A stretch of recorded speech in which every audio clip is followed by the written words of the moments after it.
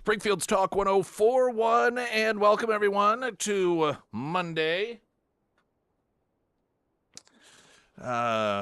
Friday, while we were broadcasting live at Scramblers, talking about the the foreign policy news of the day was that Donald Trump had earlier in the morning on Friday around 2 o'clock.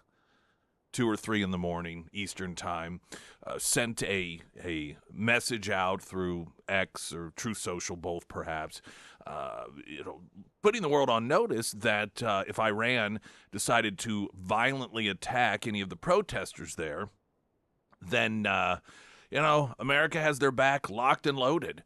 And so there was this conversation. We talked about it and others regarding the implications of that and what clearly was a suggestion of force being used and military intervention. You can't help but wonder if, on one hand, you think, does Trump do that just so then out of left field comes this other thing?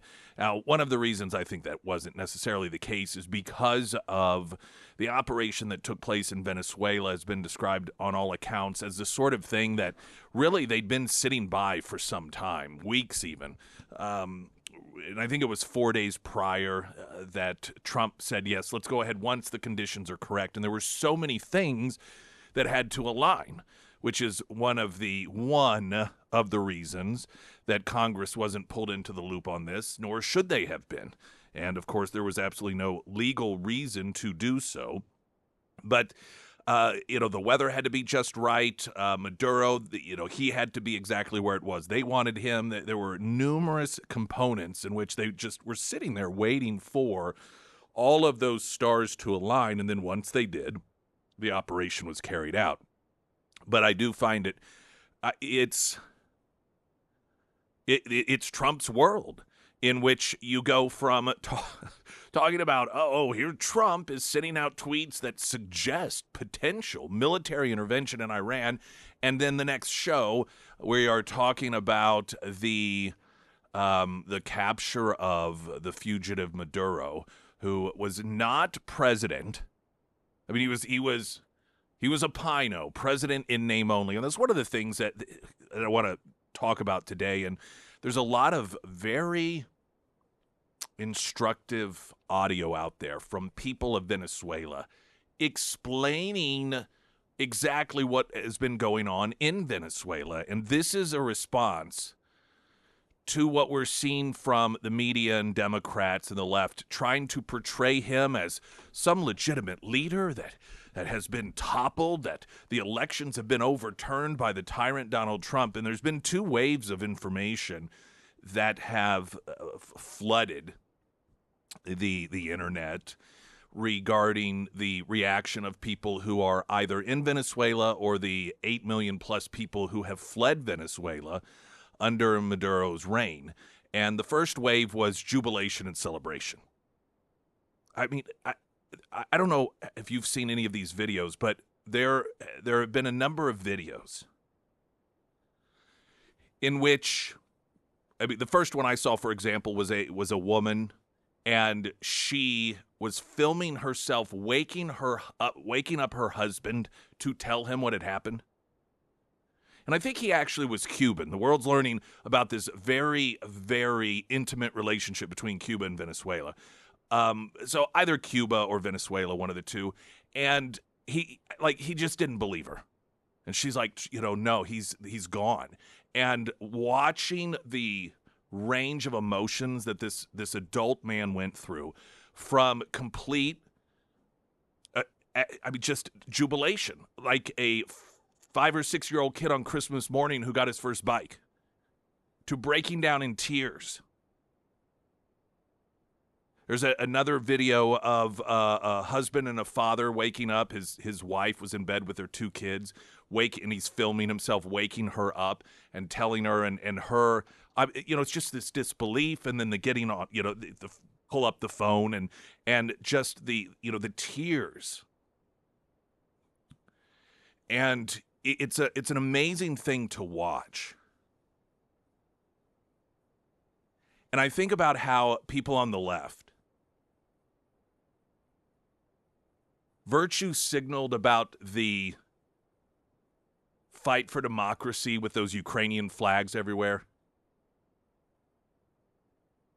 That Zelensky was the great defender of democracy, and that it was the world's responsibility, it was our responsibility as taxpayers, to do anything and everything possible to protect democracy from the evil dictator Putin, who is coming in and trying to take over Ukraine, which is what Maduro did in Venezuela. For those that don't, know the way it played out, and we'll get into the details on this later. The last election he lost, it was like 70-30, 80-20, somewhere in there. And he just said, you know what? No, I don't think so. I'm just going to be president of Venezuela. I've just decided that. And through murder and torture of anyone who said otherwise, he remained in that position. This is why even the Biden administration did not acknowledge him as the leader of Venezuela. So all of these people who have been waving the Ukrainian flag, dismissing the body counts as absolutely necessary in the name of defending democracy, here you have, within hours, the liberation of a country that has been under tyranny without an American soldier being killed, without civilians, innocent people being slaughtered, and suddenly the left isn't so pro-democracy after all. I mean, you just think about the level of dishonesty, the level of complete hypocrisy. It would be one thing if the left in this country took the stance when it came to Ukraine. Hey, that's not our deal. We shouldn't be out there defending democracy. We shouldn't be involved in any of that stuff. I mean, Zelensky, you couldn't question that guy. Because the alternative was some dictator coming in and taking over the country. Didn't matter how many years. Didn't matter how much money it cost. Wave that flag. Look how quickly Trump, how seemingly effortlessly, though it wasn't, how quickly, how with no American deaths, no apparent civilian deaths, and suddenly the left is outraged.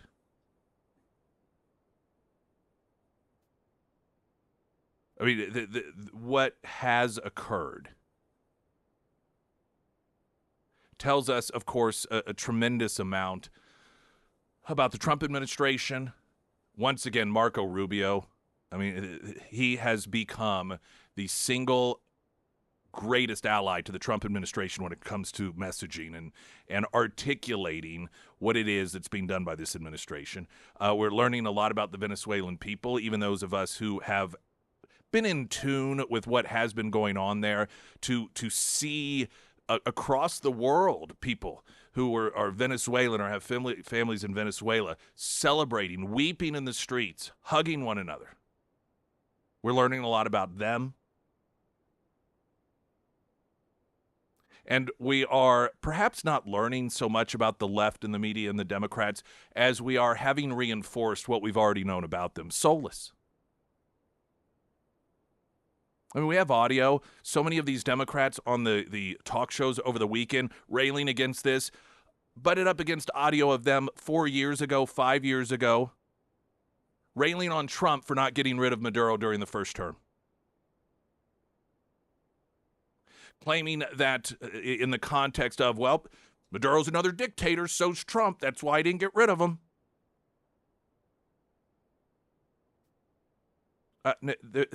Just total vapid, vacuousness from the left in this party. And that makes them so dangerous. Because when you have zero moral compass,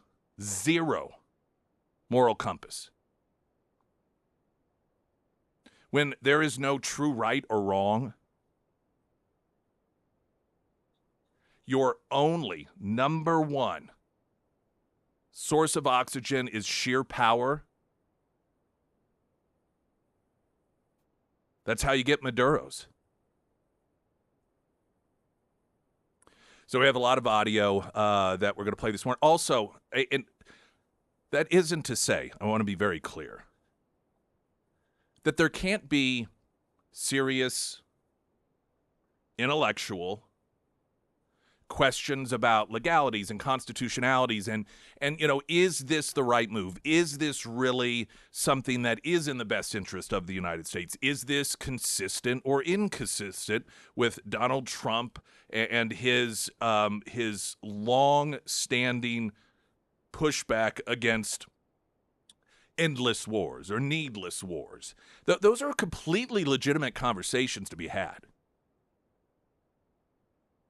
But that is much different than what we're seeing from the left, who once again find themselves, as they consistently do, siding with the bad guy. They side with murderers. They side with rapists. They side with anyone that's not an American, as long as they're not pro-American. When it comes to good versus evil, when it comes to criminals versus law-abiding citizens, when it comes to God-fearing Americans versus those that want to do us harm, consistently the Democrats saddle up with the bad guys. And I'm more than open to be given an example otherwise. Going to get a traffic update in a moment. Right now, the latest weather. The first alert forecast from Ozarks First meteorologist Tom Schmidt, sponsored by St. Clair of the Ozarks Home Improvements. Today we'll see sunny skies with a high near 66. Tonight, partly cloudy with a low around 47. For your Tuesday, mostly sunny with a high near 65. And taking a look at Wednesday, partly sunny with a high near 64. And that being said, we are going to cover the discussions about, is this America first? Is this inconsistent?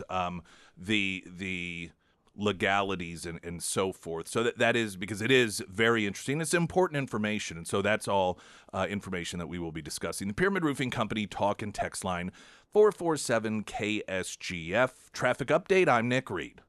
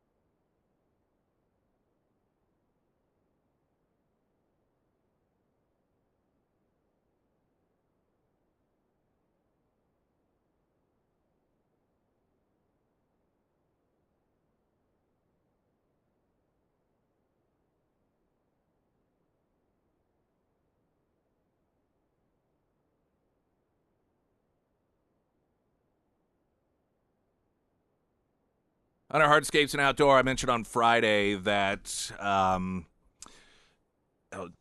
great memory created for my family over Christmas because of the work that we had Hunter Hardscapes do and that outdoor living space created. And while we don't have this massively elaborate, because we just don't need it, makeup or anything. We've got a perfect area for seating for a dozen people. We got the smokeless fire pit. Of course, I have an area for my Traeger out there, and we set up the outdoor theater, and we're able to sit out because of the weather on Christmas, and we watched Gremlins, and I've got my nephew and the girl child, and people kind of coming in and out. My other nephew, along with my sister-in-law, and ultimately it ended up being my brother and my mom and me. And once the movie was over, and we sat out there till about midnight just talking, and that's the sort of thing that just would not have occurred otherwise. And not that we would necessarily be in separate rooms, but just the layout of our house and the busyness of people moving around and stuff. It was just out in the quiet. We literally were looking up at the stars and watching the clouds. There was enough moon you could sort of see the clouds, and while the value of our home has improved, and it's just square footage usage that we didn't have before. It's those memories that are the things that really make it so worth it. Hunter Hardscapes and Outdoor, you can visit them online, get a ballpark figure of what your project may cost, get a consultation, and see reviews and before and after photos of some of the incredible work they've done. Hunter Hardscapes and Outdoor under Nick's endorsements at KSGF.com.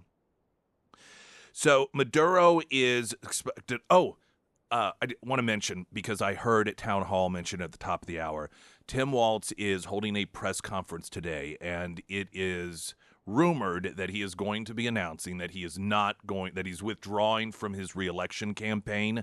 Now, this is something that weeks ago, when all of this became pretty unavoidable in terms of political impact.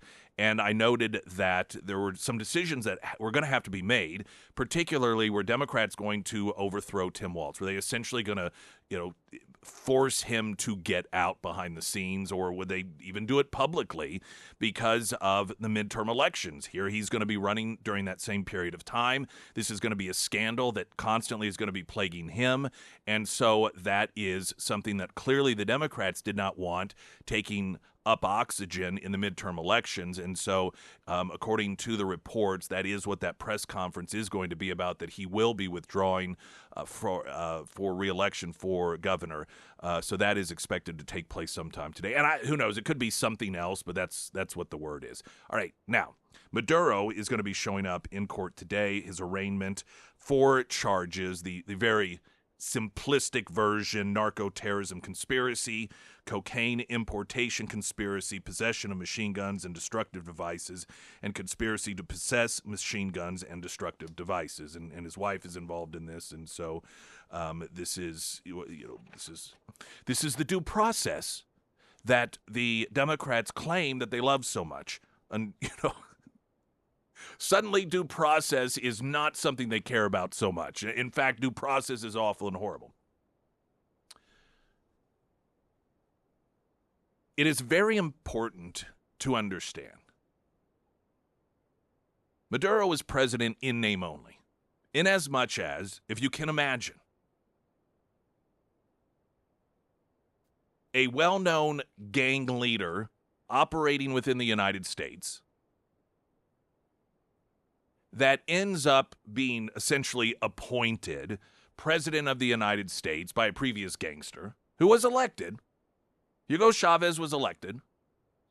His heir apparent becomes this guy. And then, let's say here in the United States, it's re-election time. And the challenger to the narco-terrorist wins by 70 to 80% of the vote. But the narco-terrorist has all of the top military people, top security people, top law enforcement people. They're part of his drug gang. And he says, you know what? I don't think so. I'm just going to stay president. That's the thing that Democrats claimed Trump was going to do. And that, according to Democrats, is what Trump is going to do at the end of this term. He'll refuse to leave office. That's what Maduro did. And anyone who pushed back against that was imprisoned, tortured, sometimes executed. This is a gang leader that just took over the presidency. Now, does that mean the United States did the proper thing? That's a separate discussion. But I do believe, recognizing here the context of the fact that this was not a legitimate president. In fact, the Biden administration put a $25 million bounty on him, to anyone that could capture him and bring him here to the United States, because he had been indicted back in 2020. This is all of that due process Democrats keep talking about.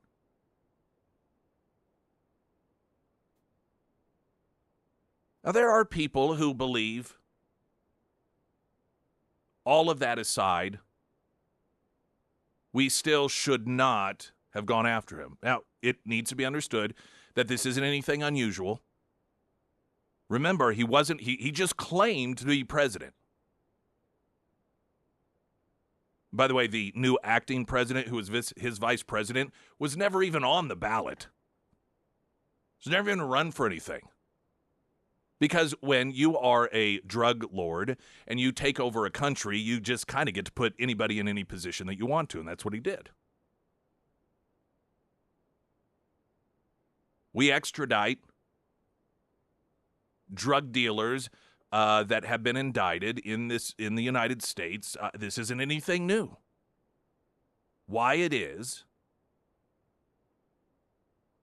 that this individual should get some exemption from it has yet to be explained.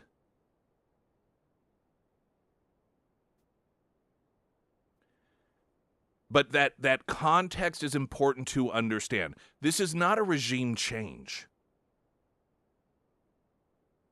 In fact, I want to play audio. This is one of the countless number of individuals from Venezuela who has been watching the reaction on the internet and on television from Democrats and the media regarding and the way that they're sort of portraying this as a regime change, posting a video to people to clarify what has actually been going on in Venezuela. The message for my American friends watching the news today in English. There is a serious inaccuracy in the coverage. Venezuela is not undergoing a regime change. Venezuela already has a democratically elected president, Edmundo González. He is the president. Nicolás Maduro is not the president. He never was. He stole the last election and led a criminal organization linked to terrorism and drug trafficking, El Cartel de los Soles. And today, thanks to the vision and courage of the Secretary of State, Marco Rubio, the decisive leadership of the President Donald Trump, and the actions of Secretary of War, Pete Hegseth, the United States has finally recognized a fundamental truth. Protecting our hemisphere from terrorism, drug cartels, and authoritarian ideologies is a matter of national security for the United States. All right, and I wanted to go ahead and play another bit of audio because this is addressing the way that the media is utilizing terminology in order to suggest that this is Donald Trump nation building. And we're going to talk about why that's not the case, incidentally. Still, doesn't mean you have to agree with it, but this is not nation building. And the verbiage that is being used by the media is being used to deliberately paint it as that. And here's one journalist from Venezuela with a message to the U.S. media and probably some just Western media in general regarding how it is that they are painting an incorrect and inaccurate picture as to what is going on based off their verbiage. American media, please stop using these three phrases in your Venezuela coverage because you're not being neutral. You're legitimizing a dictatorship. Listen, I've worked in American media my whole life. I've even published in the New York Times. And yes, they've been one of the outlets getting this wrong. So here's what to stop saying. 1. President Maduro. Maduro claims he won the election in July 2024 with no proof. The opposition, led by Edmundo Gonzalez and Maria Corina Machado, won by a landslide and have the receipts. So say dictator, autocrat, authoritarian leader, de facto ruler. Stop granting him the title president. 2. Regime change. Regime change makes this sound like Iraq or Afghanistan to the American public. Use democratic restoration, constitutional order, a democratic transition, a return to what voters chose. 3. Delcy Rodriguez is a moderate. Speaking French or studying abroad doesn't make someone a moderate. Delcy Rodriguez is Maduro's VP. She handles the oil and is responsible, along with his power brokers, for one of the biggest refugee crises in our hemisphere and for torturing and imprisoning thousands of innocent people. All right, and so you get the idea of the theme here, and this is the people of, once again, Venezuela, or those who have fled Venezuela, that individual in particular, a journalist. And, I just think about, this is the same media that proactively labeled Americans insurrectionists when there was not a single individual charged with the crime of insurrection by the Biden administration. Not a single one. It would be like calling somebody a rapist who had never even been charged with rape.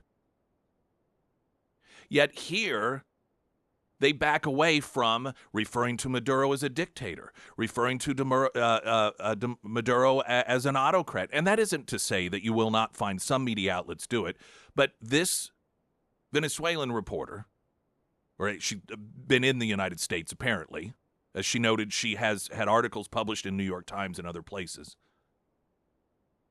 is responding to what has been the clear and consistent terminology utilized in order to give legitimacy to Maduro.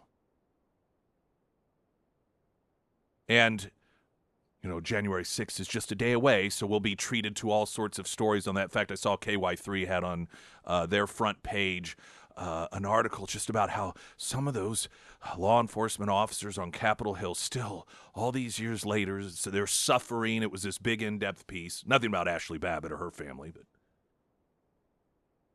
and it just gives you insight into their mindset.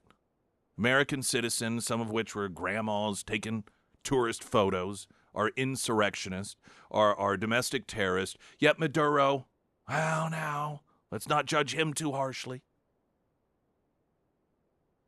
Going to get a traffic update, and I want to shift to Marco Rubio. And I just don't know that there is a greater, there's not. The Trump administration has a lot of people that are very well-spoken and do an excellent job in dealing with the media. Marco Rubio just has this ability to make it seem, and it oftentimes is, but it just translates to, duh, how do you not understand this? And he, on the evening of the press conference, the announcement of the capture, and then in addition to some of his stops yesterday on NBC, CBS, ABC as well, specifically addressing a number of these left-wing, essentially attacking through questioning this latest development regarding the dictator of Venezuela. So all that coming up. Pyramid Roofing Company, talk and text line 447 KSGF.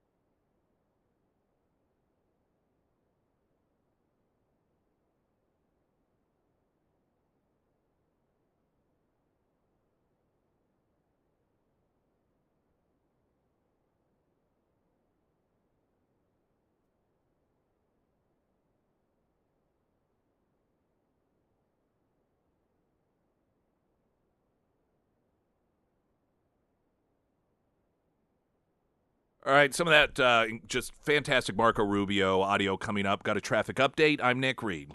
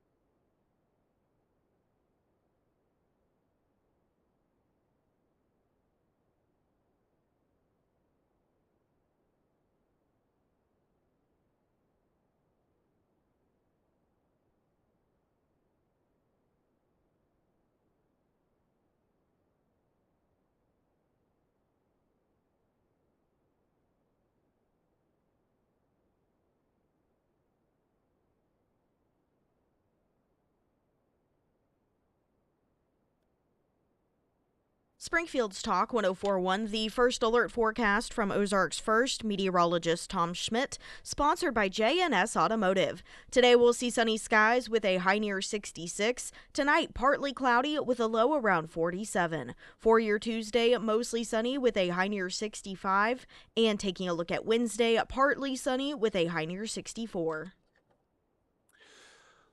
Marco Rubio, as you know, there was a great deal of audio. Donald Trump, Pete Hegseth, from President Donald Trump and others regarding this. I'm going to focus on Marco Rubio because Marco Rubio has consistently in this administration proven to be the absolute best messenger for what it is that the administration is doing. He's this translator for Donald Trump, who tends to get in his own way in terms of messaging. I mean, you could even, I don't know how, just tell you the emotional reactions I have as I'm up watching the press conference. I say up watching, I guess it was it 10 a.m. on Saturday, I believe it was our time? Maybe 11. And he has it all written down on paper, and you can just tell when he throws in some color commentary, he's and I start going, oh, just go back to the page. Now, not because, I mean, I understand that's Trump. I can see through that, but I also understand that when, we've got very important things, and yeah, you're going to have media and you're going to have anti-Trump people grab onto anything that he says that might be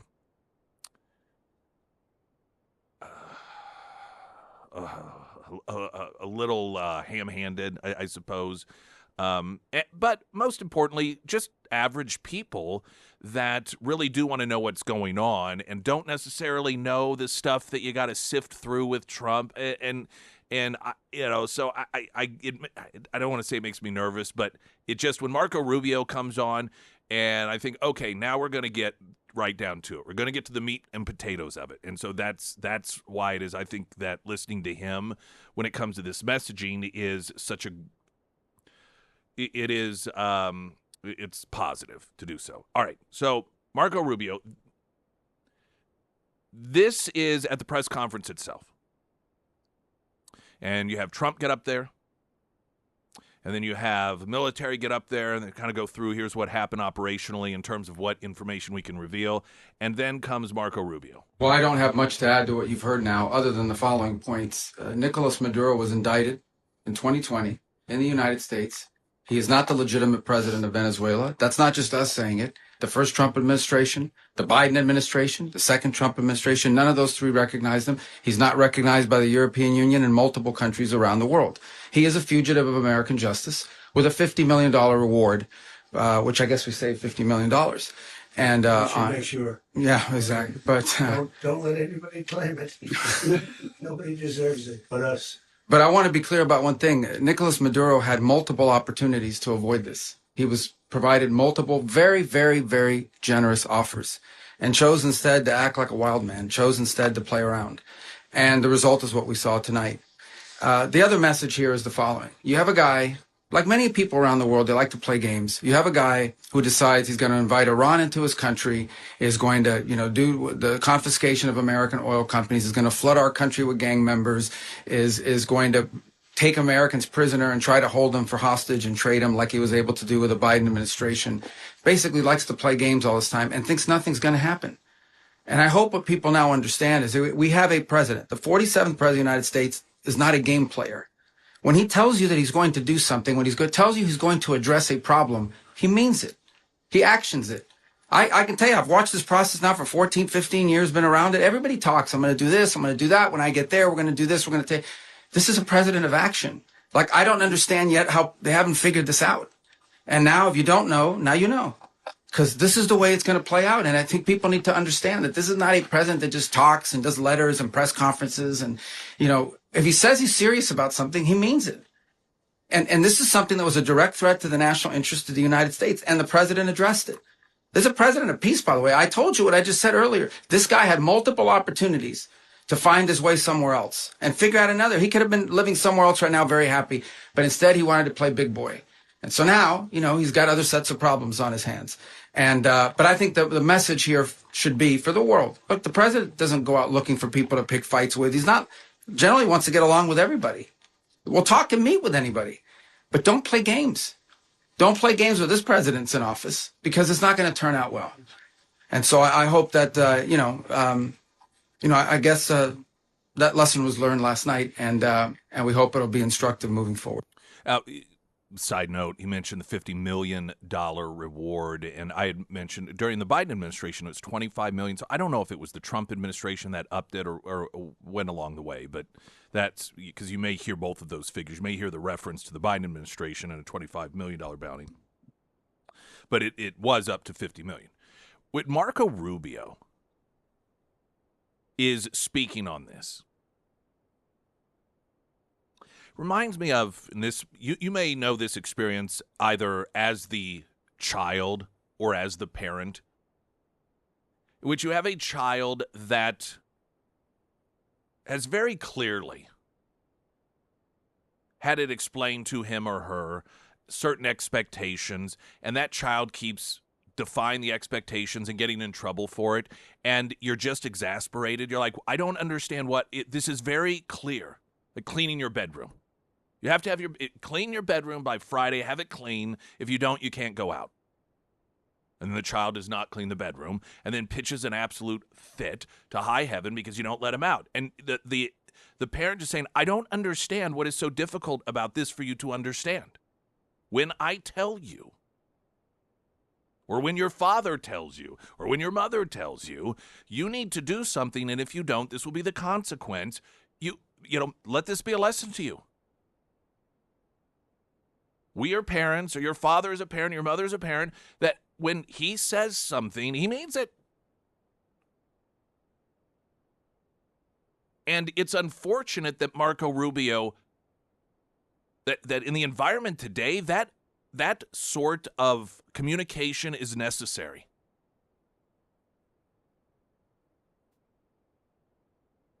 But it's not necessary even because of the anti-Trump approach that exists, because that obviously is something what you see with Democrats. Doesn't matter what he does. Doesn't matter how good it is for the world. Doesn't matter how no downside may be there in terms of repercussions against the United States. It doesn't matter how many millions of people have been liberated now. Doesn't matter. None of that matters because Trump did it. It's bad. But it's also a reflection of a mindset of the elites, a mindset of Washington, D.C., in which you don't really actually do things to succeed. It's just all talk. Like the $25 million reward that was put up by the Biden administration for the capture of Maduro so that we could try him here in the United States where he had these indictments. What the hell was the point of that? Because those same people are now acting as if our acquisition of him was somehow horrible, somehow awful. What was the point of the $25 million bounty? Oh, so somebody else could violate international law, according to you? The mindset of the elites and in the media and some of the Republican Party, too, by the way, it's just the Washington culture it's symbolism. It's theater. You give speeches. You talk about all these grand things. The United Nations is a perfect example of this. Oh, these resolutions, all this. But nothing that actually accomplishes what it is that you claim you want to accomplish. And so somebody like Donald Trump comes along, and this is part of Marco Rubio's point, and he doesn't just say things to say them. It's somewhat ironic because for a guy who loves to talk, arguably more than any past president does, he at the same time cares most about like actually doing things as opposed to just talking. And this creates this environment of, oh, why would you do that? Why? And he's like, what do you not understand about how this guy operates is what Marco Rubio is saying. How do you not get it at this point? I'm going to play more of his audio from yesterday, a number of the other networks, in which it essentially is the same tone. But once again, it's necessary because it's as if one is talking to 5- and 6-year-olds who just refuse to listen.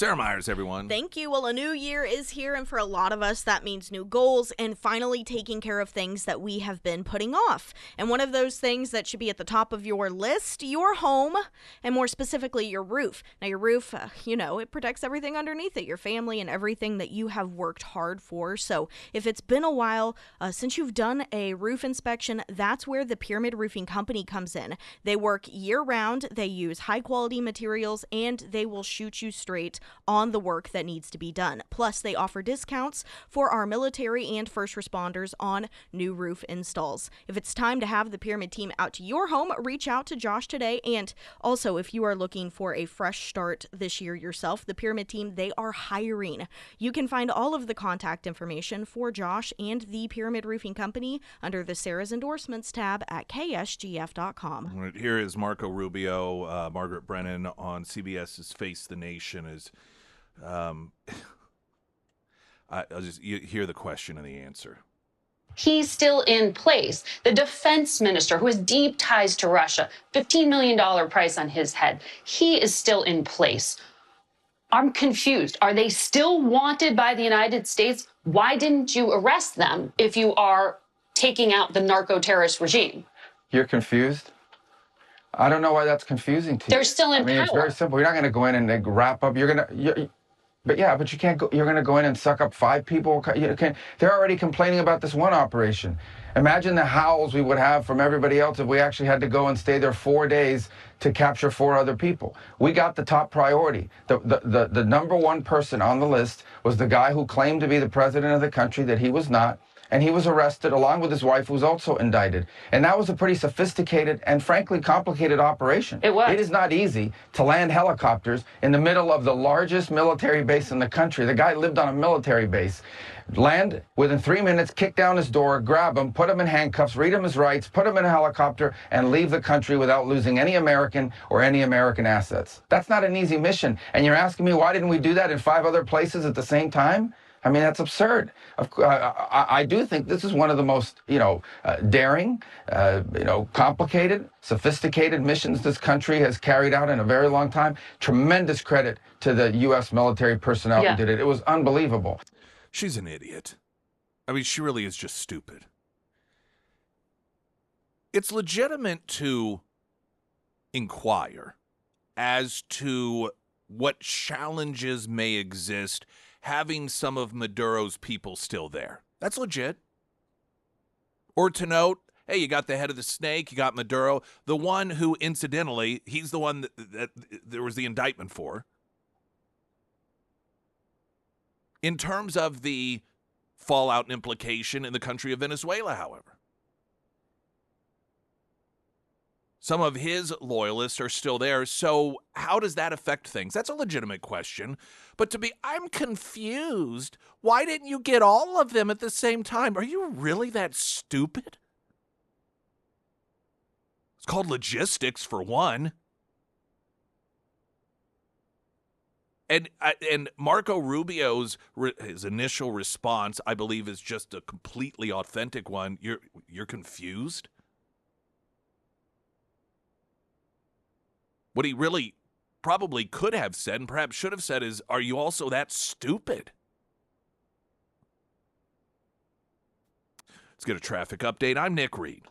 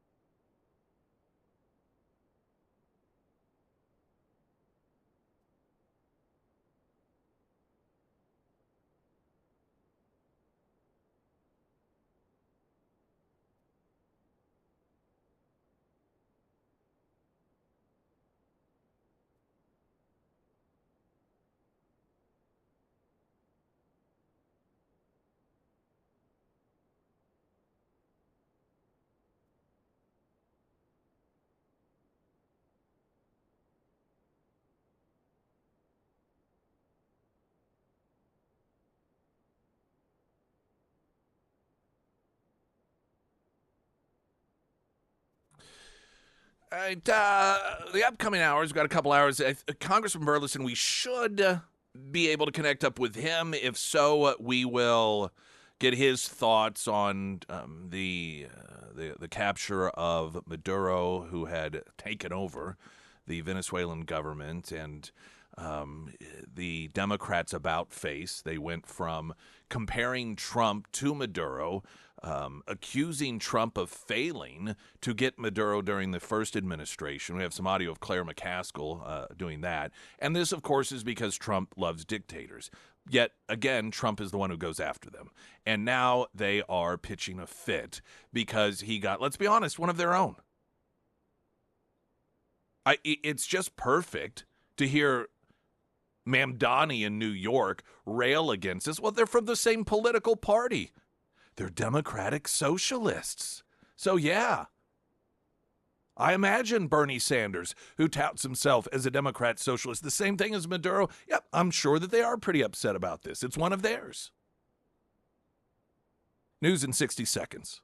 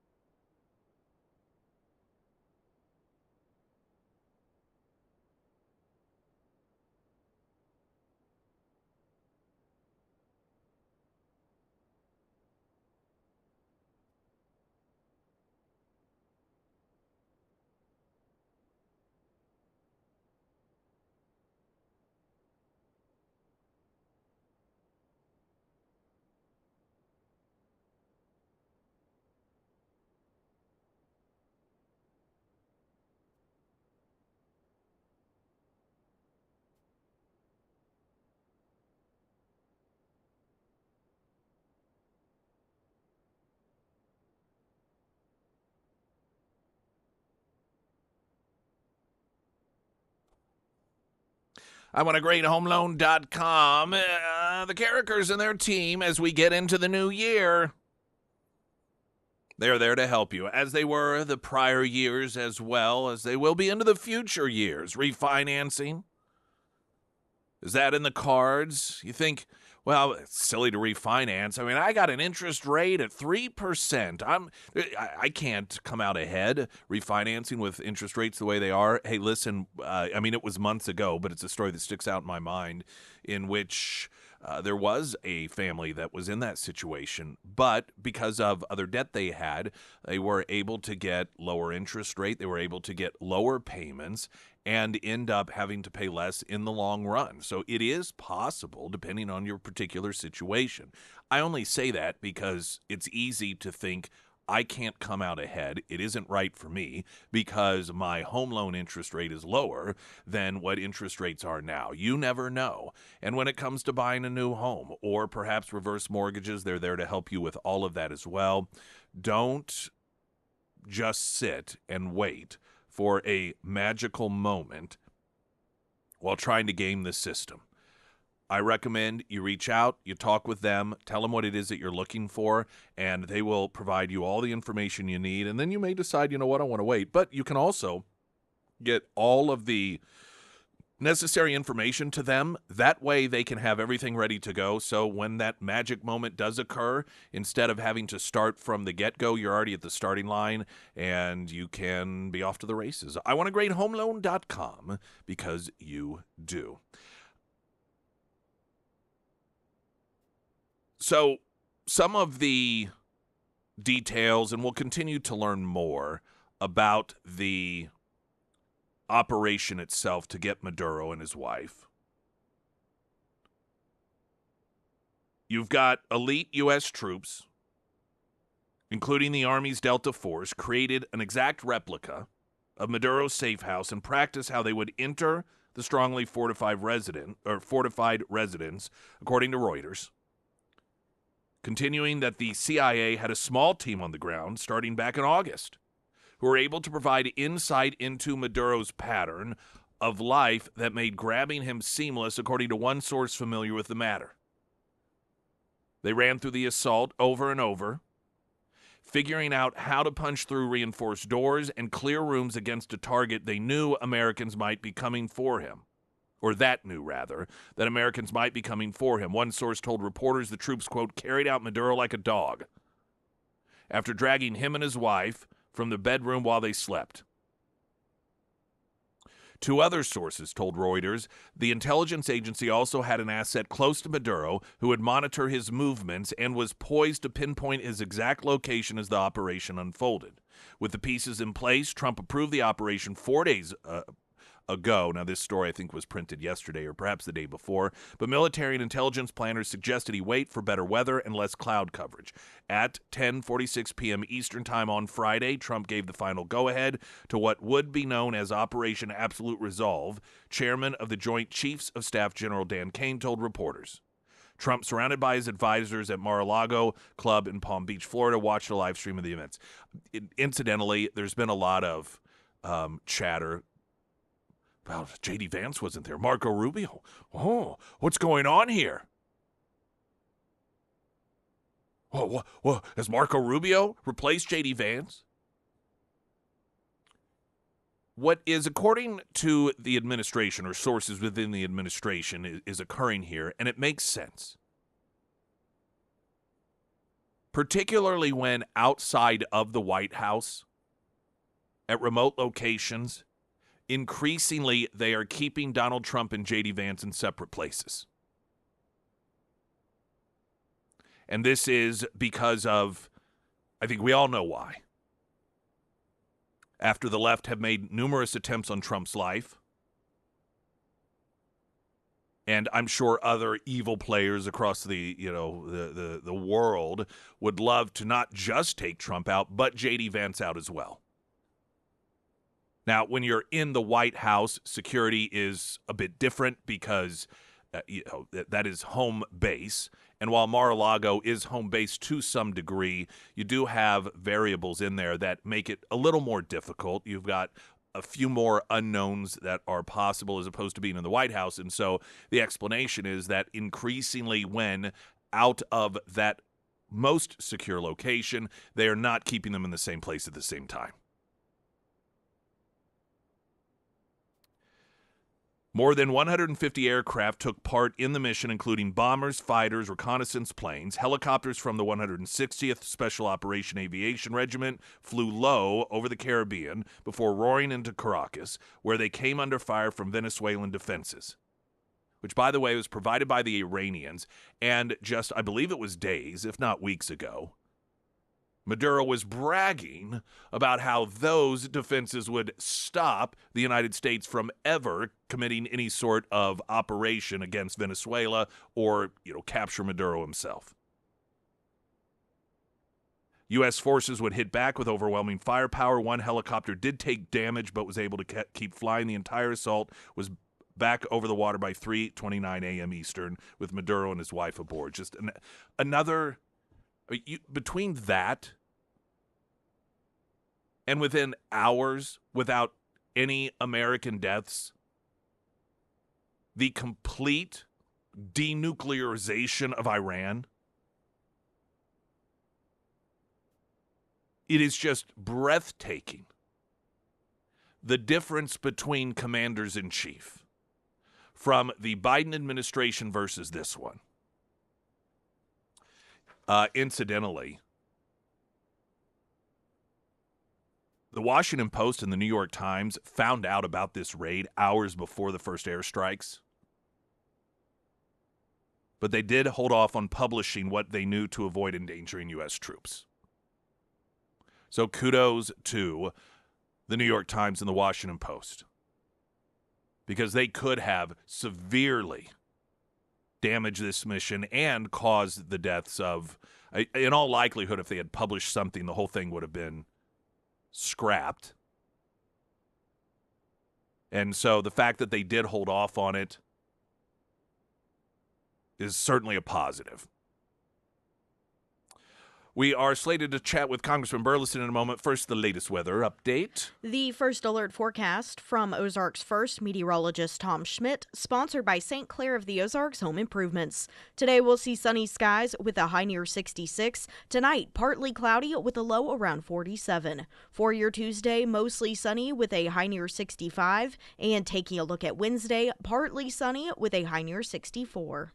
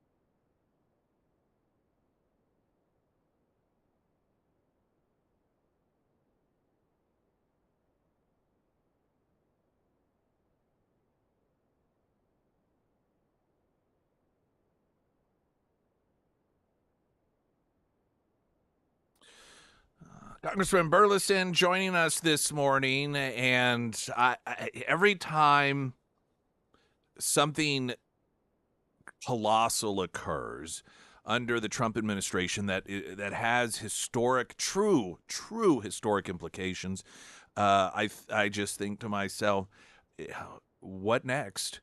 And I mean, you were with us on Friday out at Scramblers, and not even on our radar what would just about 24 hours later be hitting the news, and that was the capture of Maduro in this yet once again incredible demonstration of American might under the right commander in chief. And it's just, I think to myself, what next? I mean, it's nothing is off the table. Congressman Burleson, thanks for being with us. Yeah, he definitely shatters the norms of the past few years by your the Clinton / Bush's Obama, they've all kind of fallen into this this general like grow government, nation build, and all that. I think that Trump's new doctrine is kind of I think it's a step in the right direction, in that the United States isn't going to be pushed around on the world stage, but I think we draw the line when we say we're going to go in and we're going to do complete nation building and regime change. I like the fact that he's saying, we're going to, at the end of the day, we're not going to let Venezuela continue to do this to us. Yeah. And we care about who's in there, but they're going to pay for their own infrastructure. They're going to pay for their own redevelopment through their oil funds. I like that. It's not necessarily unusual, but what we're seeing from a lot of people now. Okay, so on the left, the anti-Trump people, it doesn't matter what he does. They're going to be against it, and we're seeing that play out yet again. I think that there are intelligent people that can, and many of them would be considered MAGA people, that can have conversations about implications. Is this the right thing to do? Is it the wrong thing to do? But one of the things that I think people oftentimes erroneously conflate is their distaste for something, their belief it's not a good idea, and the constitutionality or legality of it. And just because one doesn't necessarily agree that it is the best thing for an administration to do, that doesn't mean that it is illegal or unconstitutional. And I wanted to read this tweet from Jonathan Turley, who, of course, he's Yes. yeah, and he's A constitutional scholar. Yeah. And a lefty at the same time. And he noted, my strong preferences for congressional authorization and consultation are immaterial. The question I'm asked as a legal analyst is whether the operation would be viewed as lawful, and the answer remains yes. And I think that's a powerful statement, that just because you don't necessarily agree with it, as he may not, in terms of congressional, Congress being in the loop, that doesn't mean that it's not lawful. And I think that that's a valuable perspective to understand and just to recognize, because we've gotten to this point where if we don't like something, it's unconstitutional. And that's not necessarily the case. Yeah, I think you're. Yeah, I've seen a lot of the same things. And when this happened, Andy Biggs, who is sadly leaving Congress to run for governor of Arizona, he's someone that is a real staunch in his understanding of the Constitution. And in our group chat, he said that this, he laid out why this was constitutional. And while, we're, as a Congress, we definitely want to have the input and Right. and be able to do, have that kind of say. At the same time, you can't wait on the whims of Congress for every kind of action that might harm the United States, right? So the other thing is that I think that they came before us, Rubio and General Kane and others came before us to kind of brief us on the situation in Venezuela. and they didn't. And then in a private conversation with Rubio and myself, he kind of laid out what they would do and what they wouldn't do without congressional approval. And so far they've lived up to that. And I think that and he's made it clear that if it gets to a certain point and we have to have congressional approval, they'll come forward and they outlined exactly where they believe that is. And I don't know that I disagree with their position on that. So at the end of the day, if we start ending up in something that's longer than 60 days, where we have troops on the ground, we're sending American, lives over there and in harm's way, then we can have a different conversation, because at that point, I think Congress does need to step in and weigh in on that level of activity. An area in which Trump demonstrates that he is different than a lot of others, I believe, is he really thinks about, when this happens, then what happens. And so I appreciate the fact that, because I suppose some would argue, well, all right, it was legit to go ahead and to go in and get Maduro, but we should have just done that and then left. Trump is, though, smart enough, and I would argue responsible enough, to say, well, what would that look like? And to recognize that is not going to be a good situation. And so we have a responsibility, if we are going to make the move to take Maduro and to hold him accountable in our judicial system, we have a responsibility then to not just perhaps to the Venezuelan people, but to this part of the hemisphere and the American people, to not just say, oh, well, it's not our problem now, but instead to make sure that things come out better in the end. And Marco Rubio, I think he articulated it really well in that, this was the capture of Maduro that is a legal judicial thing, but that doesn't mean that there aren't implications to it outside of the legal framework. And so that's what we're going to be dealing with. Right. And I think that look, we had Maduro, the level of hostility towards the United States over the last few decades, as it's been ramping up and building up, had gotten to the point where we couldn't continue to ignore it.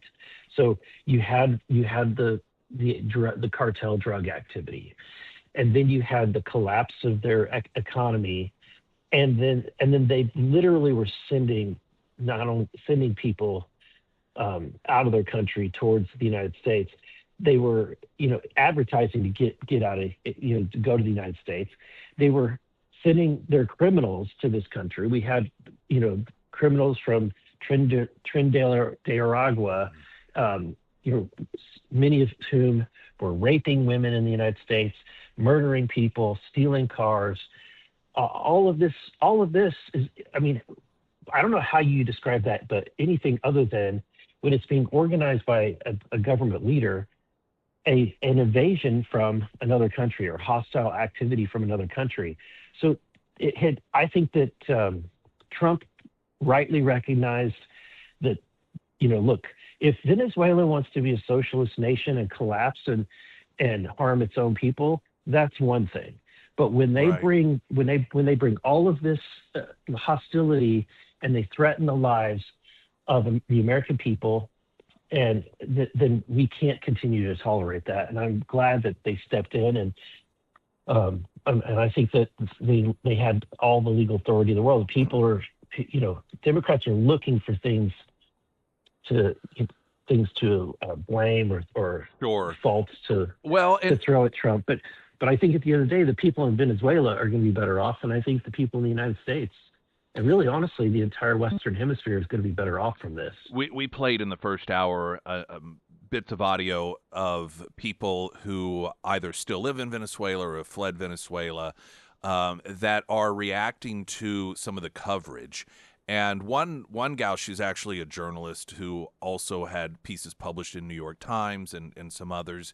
but from Venezuela, and she had a message to the American press that, you know, you need to stop calling him the president. He was not this is not somebody we elected. This is someone that overwhelmingly lost the election, yet just said, I'm not going to leave. You need to stop using this verbiage and that verbiage. And so it's become very clear in much of the messaging that the people of Venezuela are, you know, they're like, this guy, you don't understand. He just took, he did not win the election. He just wouldn't leave.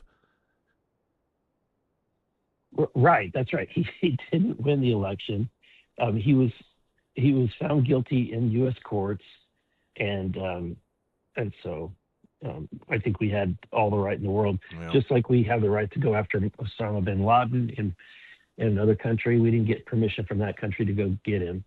I think that Maduro was a narco terrorist to that level, and I'm glad that that Trump did it. And honestly, the operation was so impressive. Yeah, so impressive. Not just this operation, but the one in Iran. yeah. And I think that sends a different signal to the world than what we've had under Joe Biden. You know, when you had a weak president who, you know, did the disastrous withdrawal out of Afghanistan. We went through 4 years of seeing what will happen on the world stage when the United States is weak, and we demonstrate weakness. We saw war break out between Russia and Ukraine. We saw the attack on Israel, and basically the world started falling apart because America was no longer strong. And I think Trump, in these two decisive actions, has changed that completely. Congressman Burleson with us. There's so many aspects and angles of this. I suspect so much of today's just shows across the country are going to be focused almost entirely on this. Is there any angle regarding any of it that maybe, I don't know, people aren't talking about, or just any thought you had on it that we haven't covered? You know, only that I think that you're seeing the people that hate us, the countries that hate us the most, are the ones that are most upset about this, and that's probably a good sign. When China and Russia and North Korea are upset, that's probably a good sign. Yeah, I find it just perfect that the Democrats, who have just long tried to paint Donald Trump as an ally of dictators, an ally of Putin, that they're arm in arm with Putin on this one. The left is. And Right. I don't think that should go unnoticed. Suddenly being an ally of Vladimir Putin is evidently a positive thing for the Democrats. Great point. Congressman That's a Burleson, good point. thank you, sir. Appreciate it. And then just, I believe, did you see the latest news on this Somali Learning Center, where they found a Craigslist ad from January 2nd that was advertising for child actors for a daycare center? No, state we'll look inspectors that come up. through. Have Yeah, not seen it that just, yet. Oh boy. And the ad was just taken down overnight, last night. So, yeah, there was a Craigslist ad to pay parents and their children to be a quote unquote child actor, to go to basically to be at a daycare during an inspection. Which is kind of a dumb thing anyway. I mean, why wouldn't you couldn't find that's, you know, all of that money being spent because we're told how desperately all these people need free child daycare, and yet they have to find child actors to fill those roles because they can't find actual children who need daycare. I mean, it's just Right. the whole thing is a crazy mess. I don't know if you saw, Waltz is expected to, or he's holding a press conference today. They're saying he may withdraw from the race for governor. Honestly, Yes, no, you're they absolutely need right. to throw him out. But I'm glad that he's resigning, or from the race at least. But no, he should resign from office. He's an embarrassment to the whole country. And on Friday, you'll have some folks out at Scramblers doing a breakfast again for folks that have if they don't have, they can get a Burleson bumper sticker on their car. That's right. if you want to do two things, get a free breakfast. I mean, actually, many things. Get a free breakfast, support your radio station, and support my campaign. And finally, and most importantly, if you want to trigger a leftist, come and get a free breakfast and a Burleson bumper sticker, because nothing triggers the left more than a Burleson bumper sticker on your car. Congressman Burleson, thank you, sir. Appreciate it as always. Thank you. Happy New Year. Happy New Year to you as well. We're going to have traffic in a moment. The Pyramid Roofing Company talk and text line is 447 KSGF. I'm Nick Reed.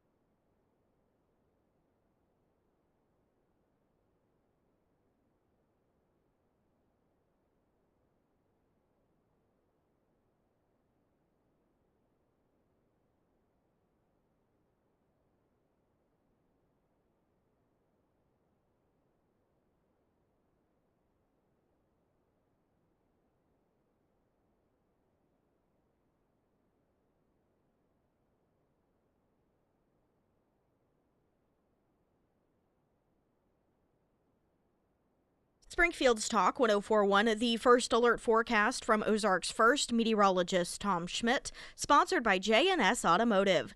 Today we'll see sunny skies with a high near 66. Tonight, partly cloudy with a low around 47. For your Tuesday, mostly sunny with a high near 65. And taking a look at Wednesday, partly sunny with a high near 64.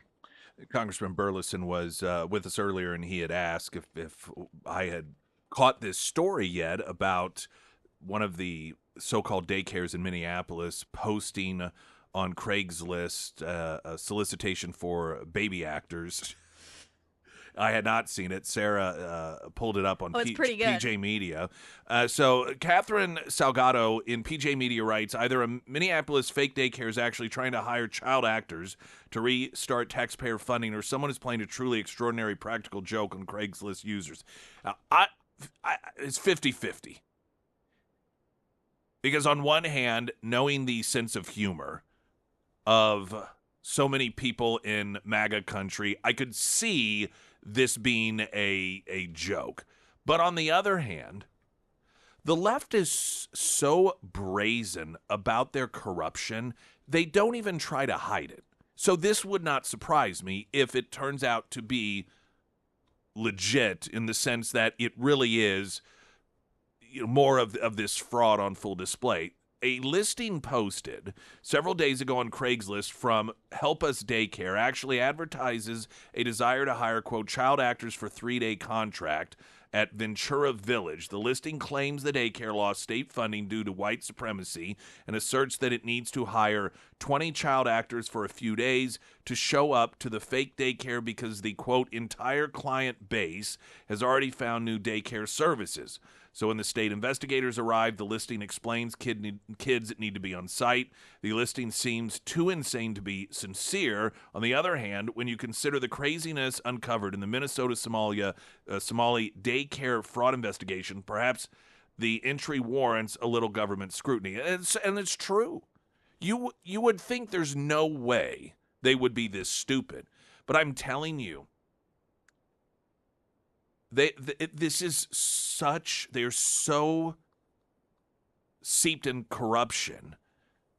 When you become that absolute corrupt, and this is your culture, this is your way of life, you don't oftentimes recognize the implications of being so transparent about it. You have to understand, one of the things that we've learned is that this was not a secret that all of this was going on. Someone had texted in this morning wondering whether or not this was something the Kamala Harris campaign knew about. According to whistleblowers, yes. According to numerous employees in the state of Minnesota, when it was announced or revealed that Tim Walz was on her shortlist for VP, they contacted her campaign and they revealed the emails that they had sent the campaign saying, hey, you don't want to pick him. Here's the fraud that's been going on. That he has been threatening us if we don't shut up about it. And so this wasn't a secret. And the people who were responsible for committing the fraud, carrying it out, they knew it was in the open. But the state is run by Democrats. Tim Walz, their guy, was running protection for them. They had become accustomed to a media certainly not exposing any of this. I guarantee local media knew about this. You see what happens when an independent journalist does actual investigation and starts going to these sites and knocking on the door and finding that they're empty. The media turns on him.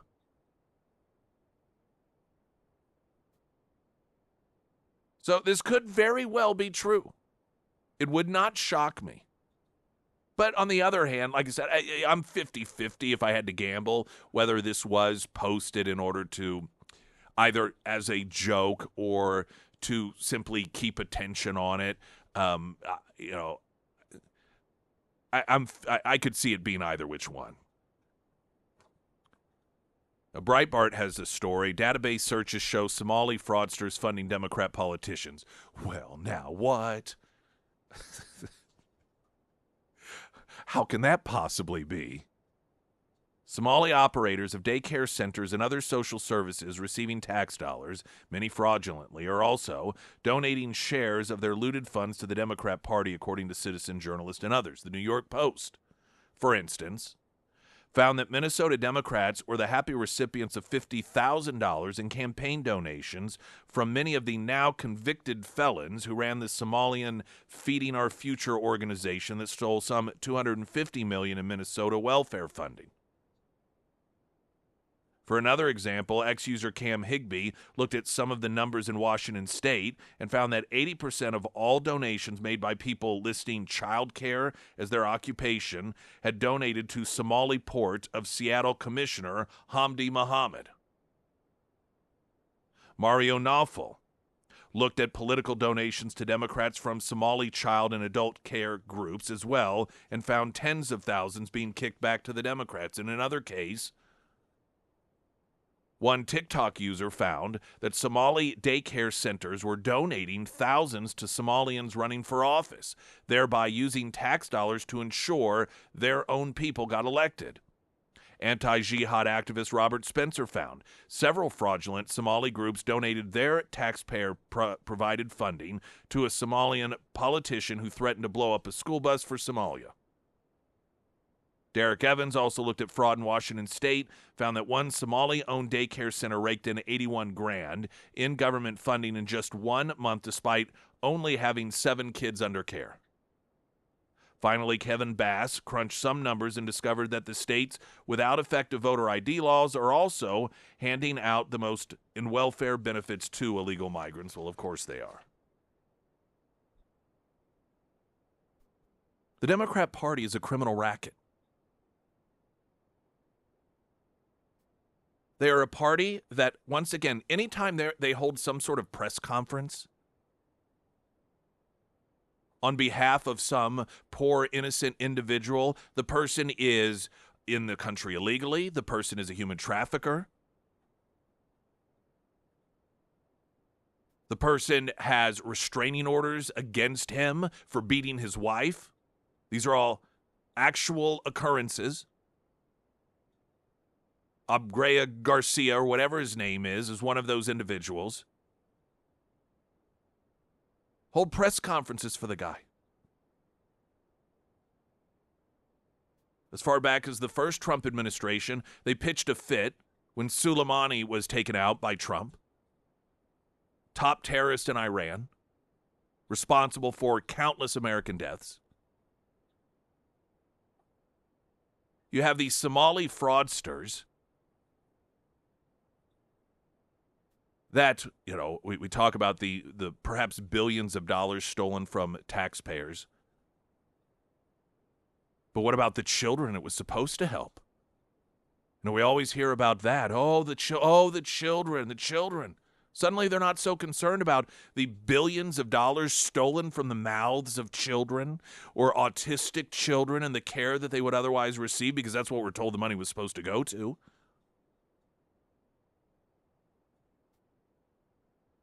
And whose side are they on in that scenario? You know, it's not that difficult. You start checking out, this is the upside to transparency, I suppose,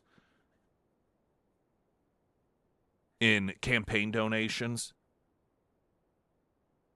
Lo and behold, hand over fist, the Democrat Party getting cash from these people.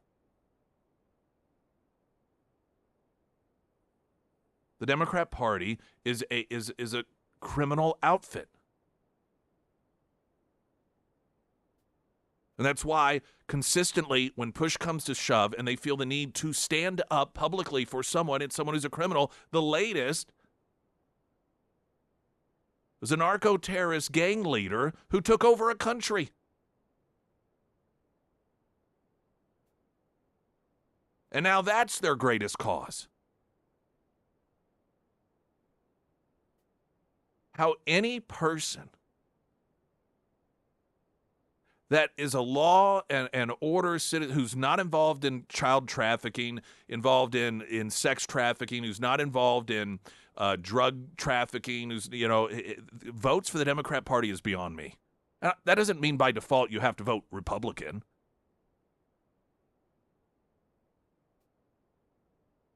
But it's just insane. We've got to take a break. Tell you how far they're going to protect their donors that are criminals. Town Hall has a story. Seattle's new mayor joins the left's push to classify Somali fraud investigations as a potential hate crime. By the way, I read an op-ed piece when all of this first broke from someone who had come from Somali explaining this is exactly how the criminals ran Somali. They would go after anyone who exposed the corruption. We'll share some of the details on that story coming up. I'm Nick Reed.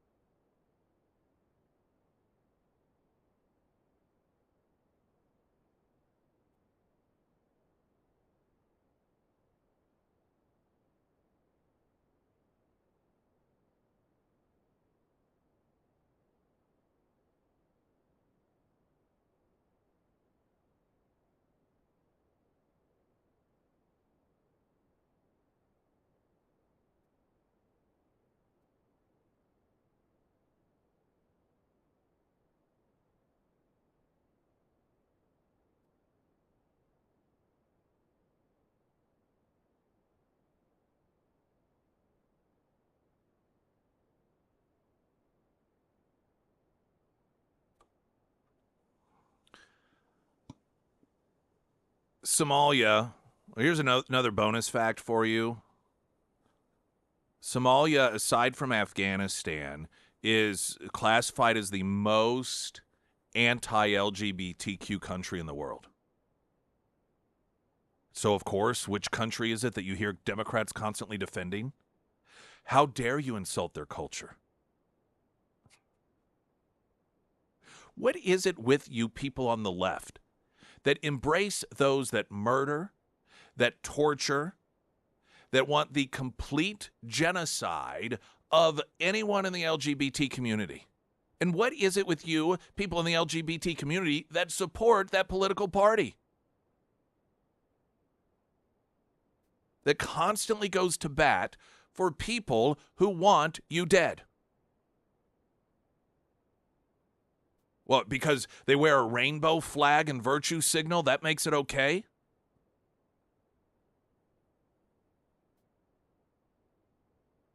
The Somali people have become very accustomed in their own country to a corruption that you don't even fight back against, because anyone who dared tried to, the government officials that were owned by the gang lords and the drug traffickers of Somalia would use their position of power to go after those who were trying to bring to light what was going on. With that story, or with that in mind, here's it being replicated here in the United States. Seattle's new mayor joins the left's push to classify Somali fraud investigations as hate crimes. Might as well be in Somalia. Amy Curtis writes in townhall.com, Democrats like crime and fraud, especially when the criminals and fraudsters are from their party's preferred demographic group. There's no other way to explain it, because Democrats are fighting very hard to protect the Somali fraudsters in Minnesota, Washington, and elsewhere while enacting pro-crime, pro-criminal policies like cashless bail and other criminal justice reform legislation. In Minnesota, Hennepin County Attorney Mary Moriarty has said the investigations and fraud allegations are, quote, far-right propaganda, and vowed prosecutions, not of the fraudsters, many of which, in all likelihood, have ties to terrorism, but of the people exposing it. Again, this is how it operated in Somalia. See, the people the criminal element of Somalia who came here did not assimilate. What has occurred is the Democrats who run these cities and these states in which they have occupied, they have assimilated to the Somali life. Or they were birds of the same feather already. In Washington, the Attorney General, Nick Brown, threatened independent journalists, writing on X, quote, "My office has received outreach from members of the Somali community after reports of home-based daycare providers being harassed and accused of fraud with little to no fact-checking. We are in touch with the Department of Children, Youth, and Families regarding the claims being pushed online and the harassment reported by these poor daycare providers. Showing up on someone's porch threatening or harassing them isn't an investigation. Neither is filming minors who may be in the home. This is unsafe and potentially dangerous behavior." Now, newly installed Seattle Mayor Kate Wilson is joining the left's push to undermine First Amendment, attack journalism as a hate crime. Quote, "I will stand with the Somali child care providers who have experienced targeted harassment and condemn the surveillance campaign promoted by extremist influencers," Wilson wrote on X before directing users to the state's hate crime website. In a statement, Wilson wrote, "In Seattle, we believe in solidarity, and our city will not tolerate anyone who's trying to intimidate, harass, or film Somali child care providers." It's a threat to journalists, to independent journalists, to Americans, to law-abiding citizens. See, this is much more than just Democrat versus Republican. This is much more than Democrats simply trying to cover their butts. These people are part of the criminal element. They are just as much of the criminal element as the Somalian drug lords who make their way here to the United States and start sucking up taxpayer dollars. You know, they're not in the middle of the night breaking in to the Treasury and stealing these dollars. They are being deliberately directed to them by the people who are now not only protecting them, but threatening journalists who report on it. And while Republicans certainly aren't pure as the driven snow, it's amazing that once again, which political party has a monopoly on this behavior? The party of crime and terrorism, the Democrat Party.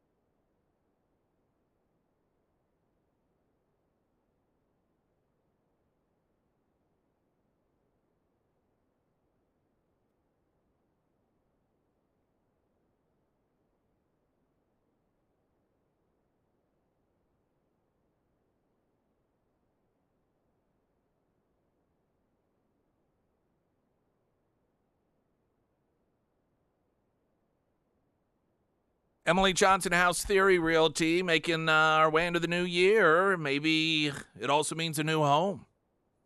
Want to downsize? Need something a little larger, expecting?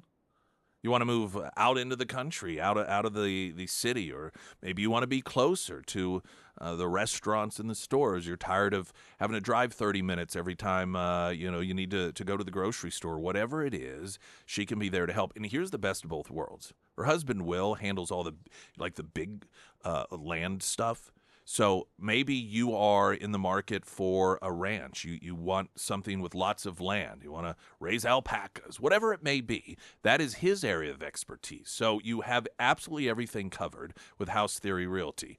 And it probably will come as no shock to you that because they're married, they work really well together, and that is always very helpful as well. So whatever you're looking to do, and maybe it's buy and sell at the same time, or if you know someone who's moving to the area from elsewhere, that is an area in which many people have highly recommended based off their experience, Emily Johnson, and her ability to make that as easy as possible, given the absolute challenges that are understandably part of moving, say, from California as a political refugee to Missouri, and being able to do it, even if remotely at times, find that perfect home. She's the one that can do it. Emily Johnson, House Theory Realty. The DNC has launched a fundraising operation based off of their protest of the Trump administration arresting Nicolas Maduro.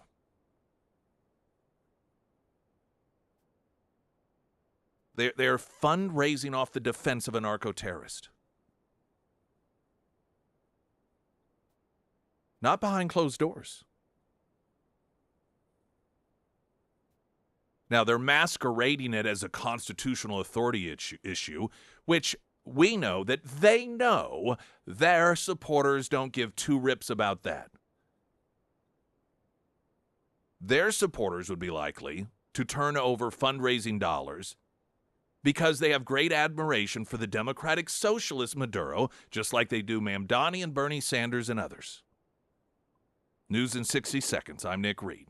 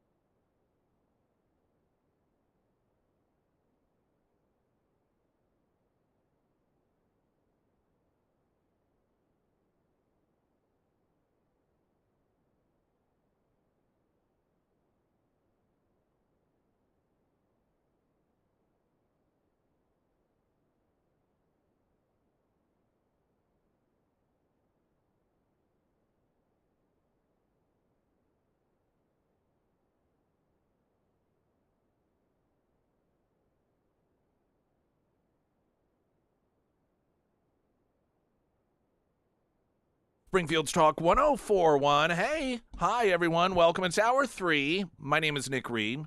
Sarah Myers is here also. Hi, how are you? Yes. Well, I'm asking you and everyone else. yeah. Hopefully you're doing great. Just doing fantastic this morning. Doing wonderful. If you miss any of the show, we got podcasts, Spotify, iTunes.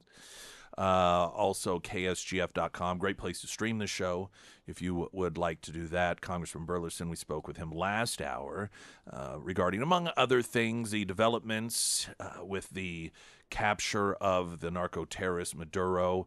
We also talked about, it's come as a shock to you, Democrats are coming to his defense, the terrorist, and fundraising off efforts to demonize the United States for going after him. Now, just tidbits of information, some of which I know you're aware of, showing or demonstrating that none of their outrages is genuine. It was the Biden administration that put a $25 million bounty on Maduro, offering $25 million to anyone who could get him and have him here in the United States so he could face trial for the crimes of which he had been indicted back in 2020. Why would you do that if you didn't intend to try him here in the United States? Can anyone explain that to me? Why Democrats went from, by the way, criticizing Trump for not toppling Maduro during his first term, and I doubt we'll get time to it today because it's just, maybe you'll hear it throughout the day, but audio of numerous Democrats accusing him of not doing anything about Maduro because he loves dictators. I mean, these people are just, you want to talk about deplorable. Totally deplorable.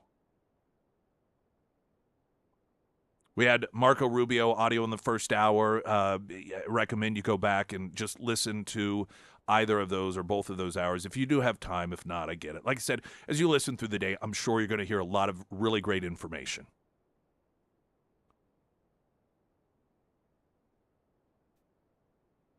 There's the arena of lunacy. The media, the left, doing an about face on the Maduro issue. Used to say he needed to be toppled. Used to say that, I mean, they called for regime change. Democrat senators offering a bounty on his head to all of a sudden, because Trump, in a display of American might, successfully did it without an American troop losing his or her life. All of a sudden, this is a horrible thing.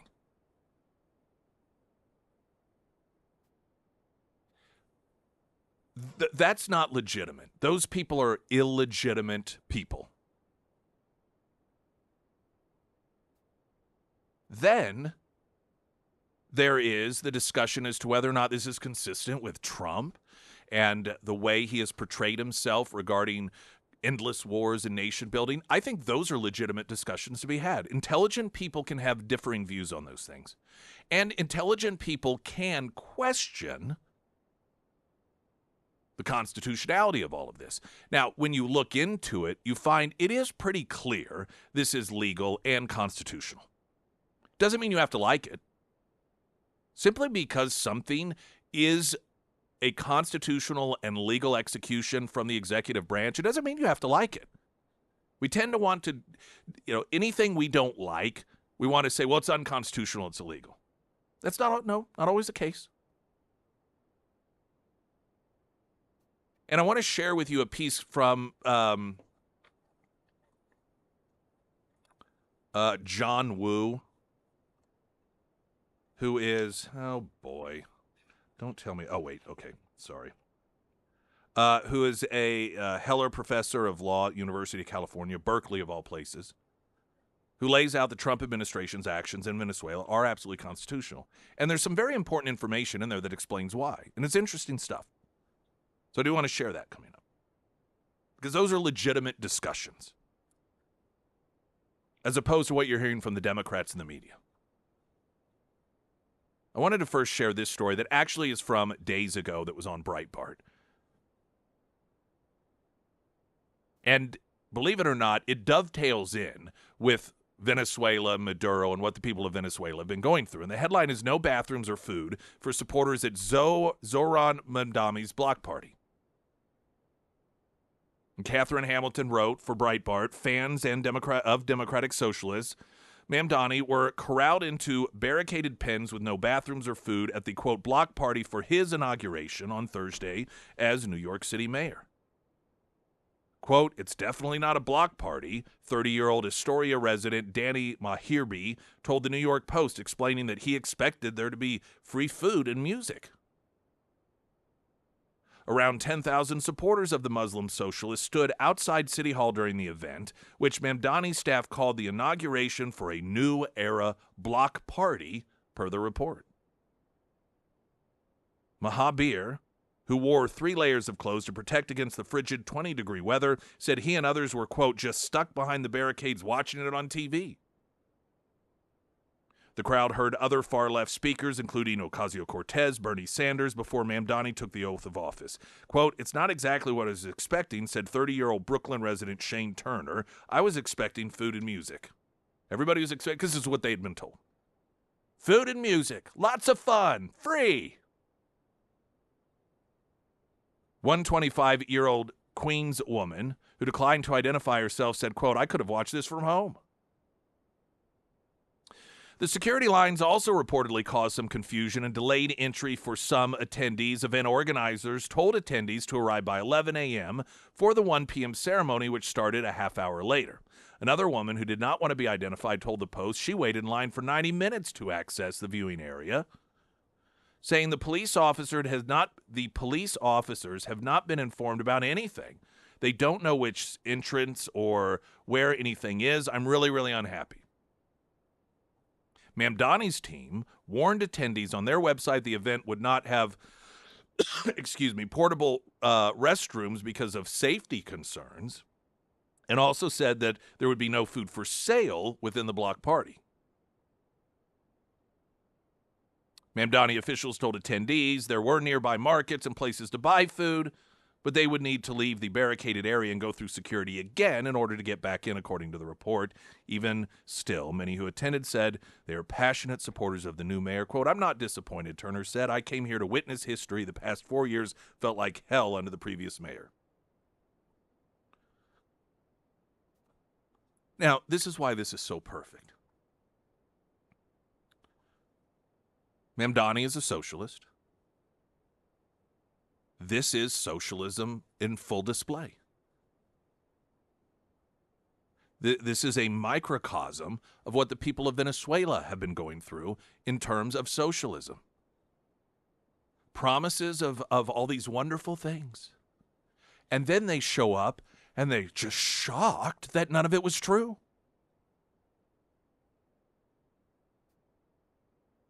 People being told that show up and, there's going to be free food, there's going to be music, it's a great time, and instead they're all barricaded into an area where they simply are watching it on TV and told, oh, by the way, there are no bathrooms either.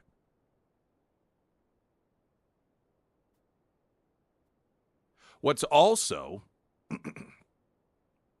a perfect illustration of the socialist mindset is that some of the people who buy into it support it. Those of you on the left, you have to understand, this is why so many people can't figure you out. You claim that you support socialism because it is going to provide free food and free housing and free health care and a free great time in this. And then when it doesn't happen, and in fact things get worse for you, you still support it.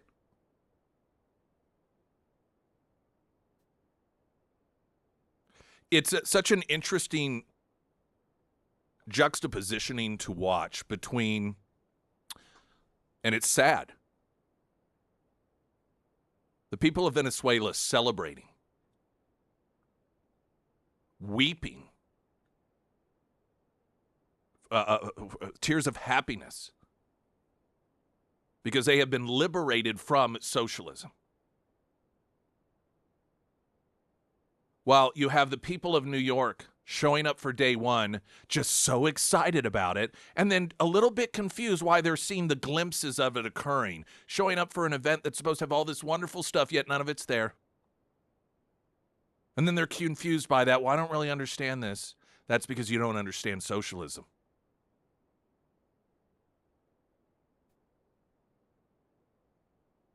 How far, sadly, at least certain areas of this country have fallen.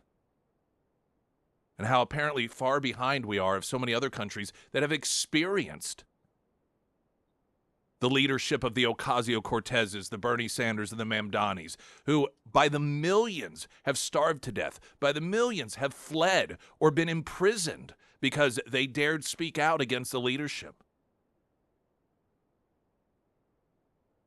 And watching as Americans, at least a certain percentage of Americans, apparently a majority of them in New York, celebrate the hell that they are welcoming into this country.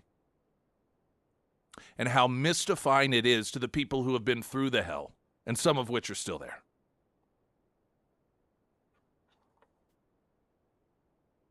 Going to get an update on the traffic here in a moment. Right now, the latest weather.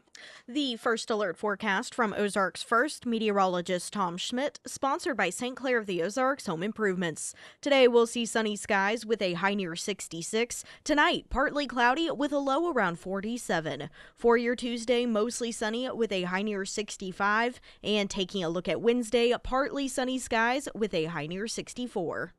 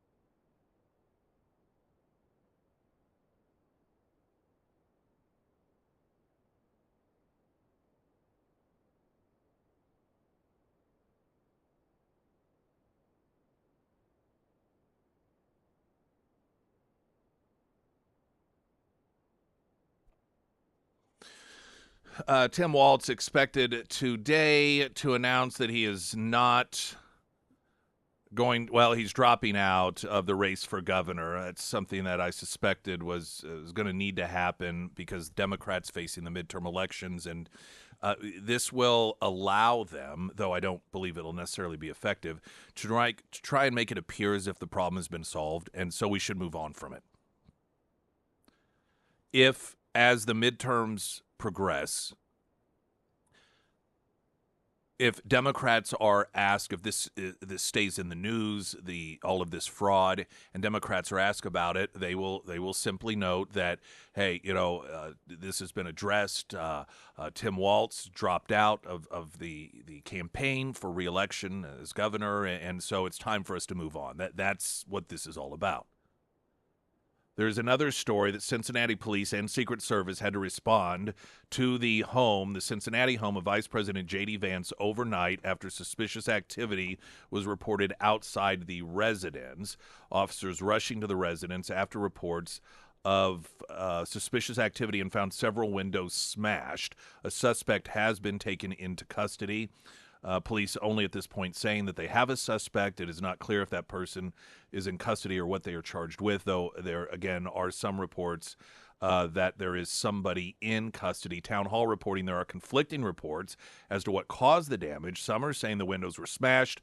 Others are saying shots were fired at the residence. As of this morning, no statement has been issued by the Secret Service, Vance, or the White House. According to WLWT5, a press conference will be held later this morning with updates. So again, that is regarding the home of J.D. Vance. I mentioned that the media was really playing up the fact that J.D. Vance was not seen in any of the pictures at Mar-a-Lago of the live feed, along with Trump and Marco Rubio and Hegseth and whomever else, of the operation in Venezuela. And so, of course, this prompted them to once again try and create divisions in the White House. And Trump, in fact, asked, is Rubio the one that now has your ear? To which Trump is like, no, I listen to I listen to all these guys. The reason that is occurring is because outside of the White House, the most secure place is going to be the White House, and probably not the most secure, but in terms of day-to-day operations for the president and vice president, once you get outside of the White House, it becomes a little more difficult because you have a lot of unknown variables, even if it's at Mar-a-Lago. And because of the numerous threats, not just against Donald Trump, but J.D. Vance, when it comes to operating outside of the White House, increasingly they are keeping them separate for obvious reasons. And knowing that and these reports of overnight, I don't know what you want to call it, but the situation at J.D. Vance's home in Cincinnati of conflicting reports, either gunshots through the window or smashed windows, and conflicting reports as to whether or not somebody's in custody, all of this together just demonstrates the reality of what it is that this administration is having to deal with. But, of course, it's Donald Trump's fault because prior to Donald Trump, there was no heated rhetoric, there was no violence whatsoever, and everything was wonderful. Everyone got along, cats and dogs, and it was pure joy between Democrats and Republicans until Donald Trump came along, and that's when all of this mean stuff started up. Quick break, then. The Trump administration's actions in Venezuela are constitutional. I want to read to you from John Woo.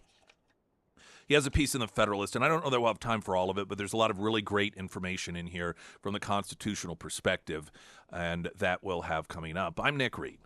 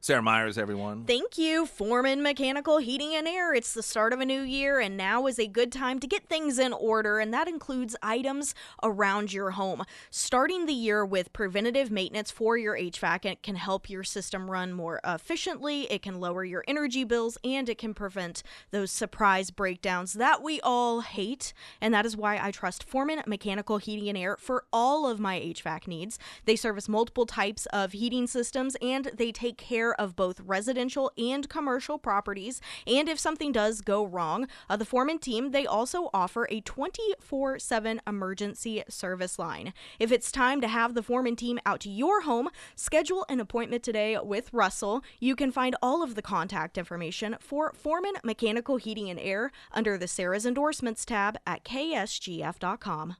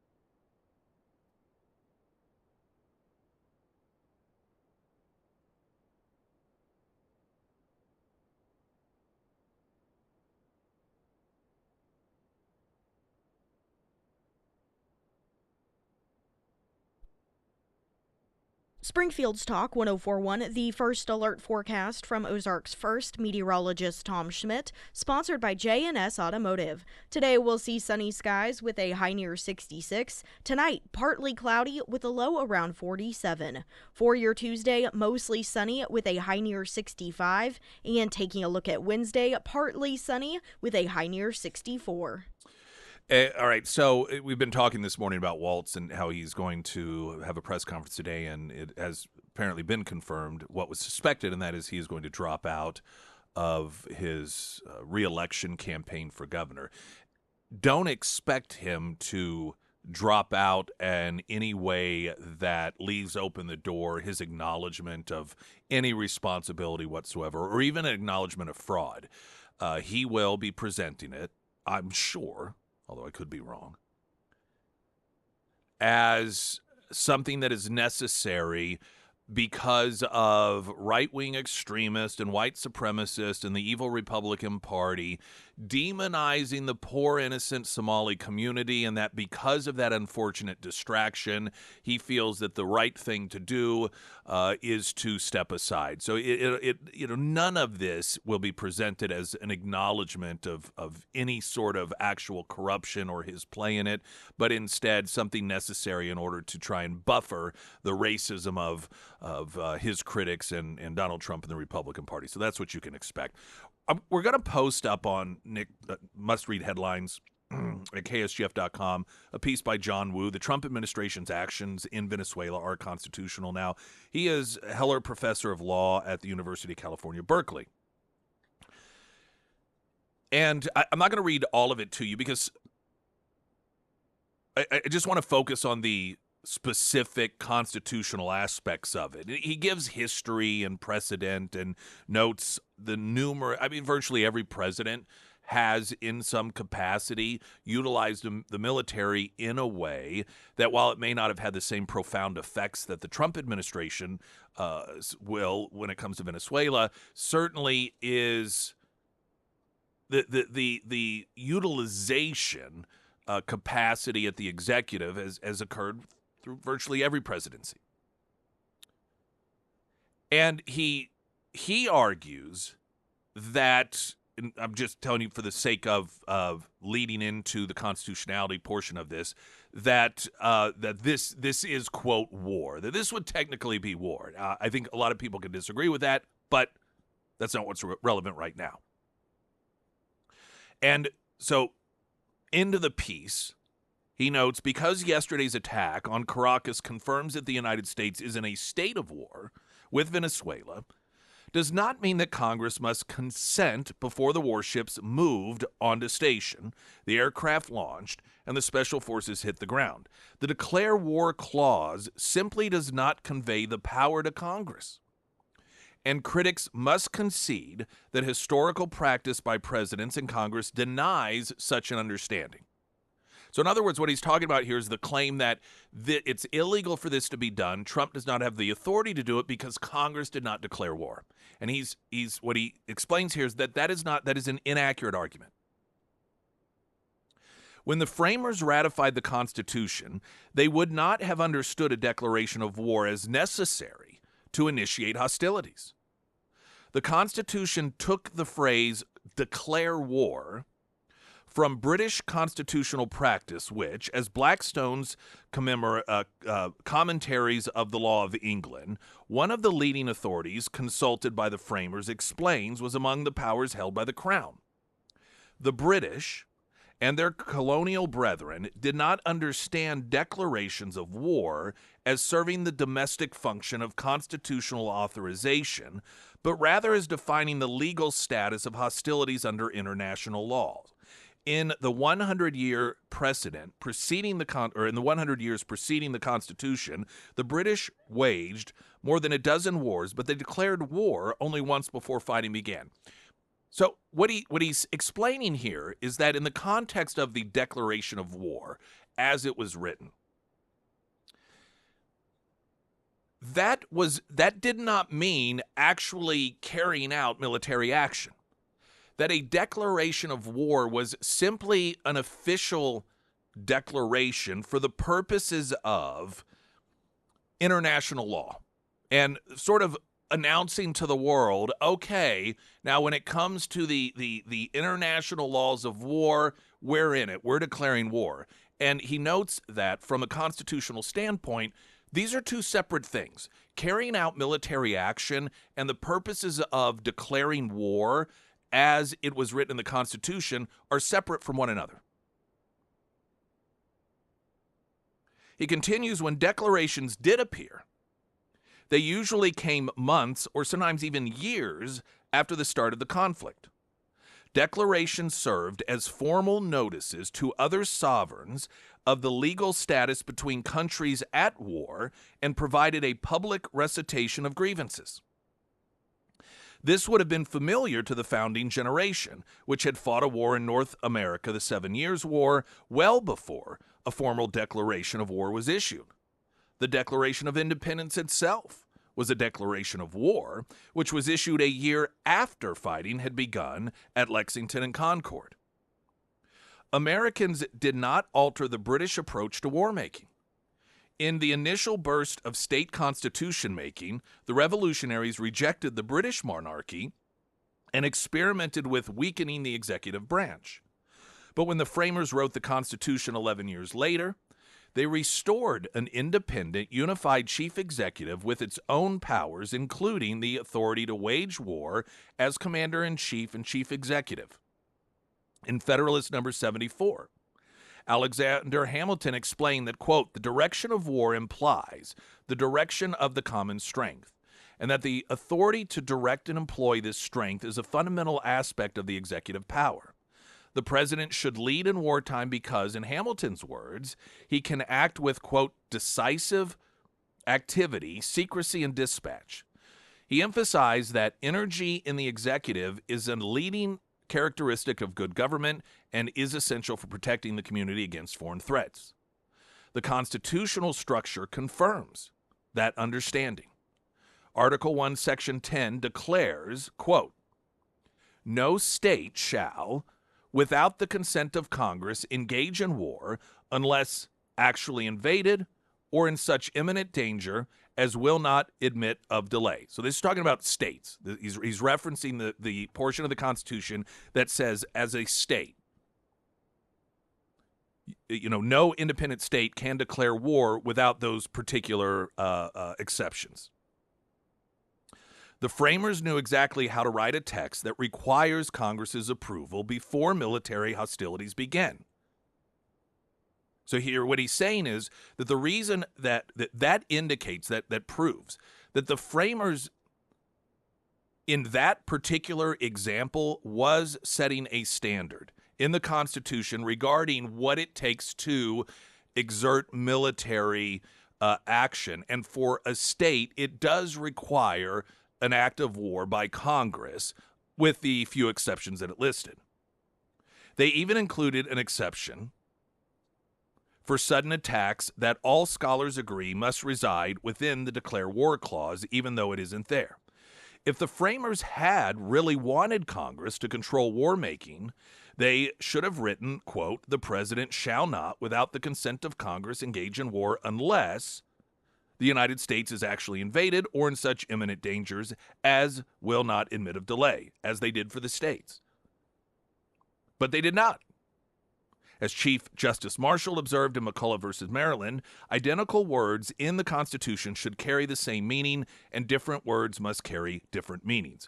By deliberately distinguishing declare war from engage, the framers created a system in which Congress and the president wield distinct tools in war with a flexible political process. The ratification debates further confirm this understanding.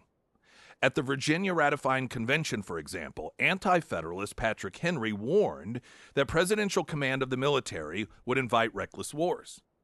Federalist George Nicholas replied that Congress's regulation of funding powers would provide Congress with a sufficient check.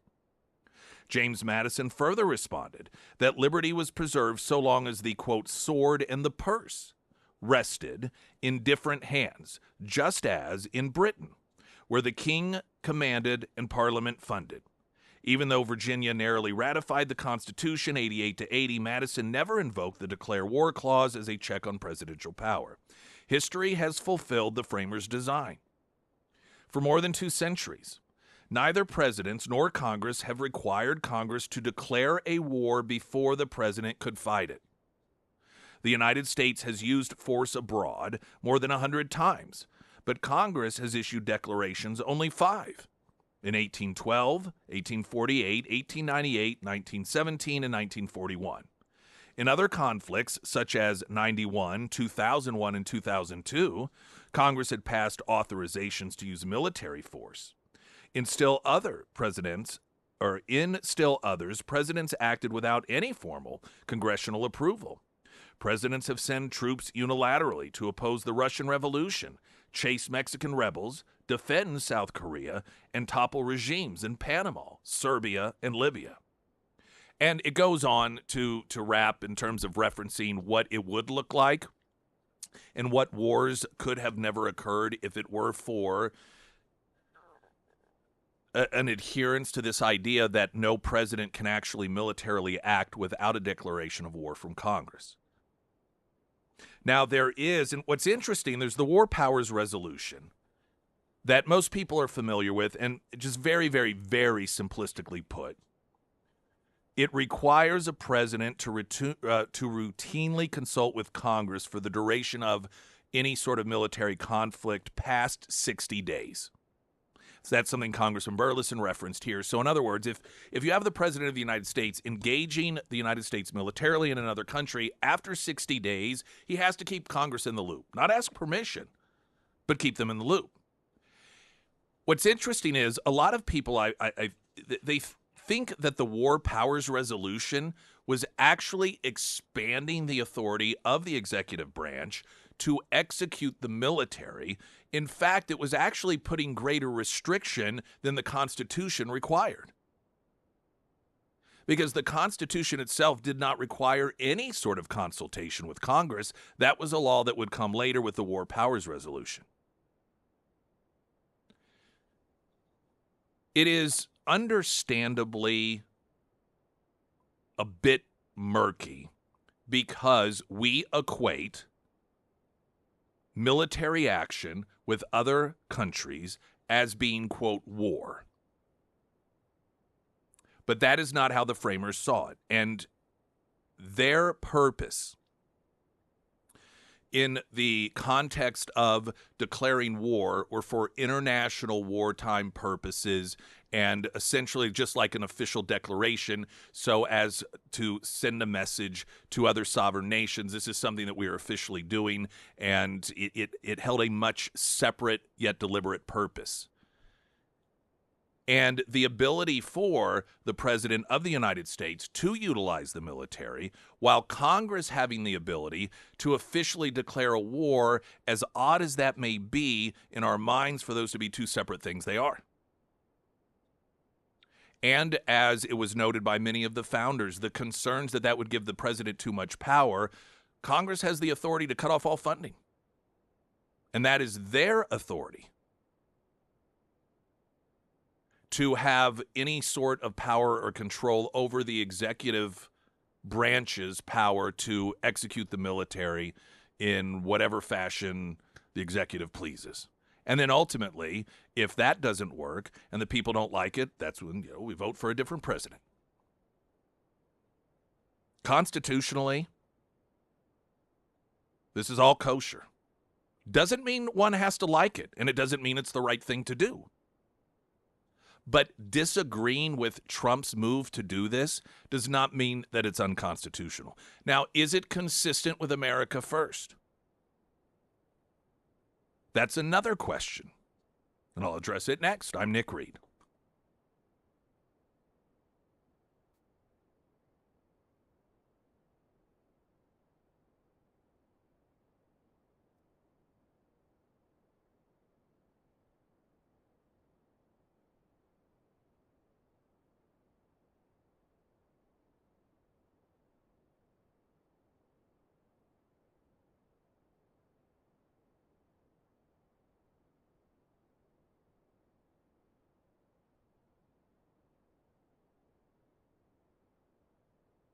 Correction, that piece is National Review, not the Federalist, but nonetheless, we will get it up at KSGF.com under Nick's must-read headlines. All right, where was I going to? Oh, so, all right, is this America First? Another discussion that deserves attention, that is a legitimate discussion.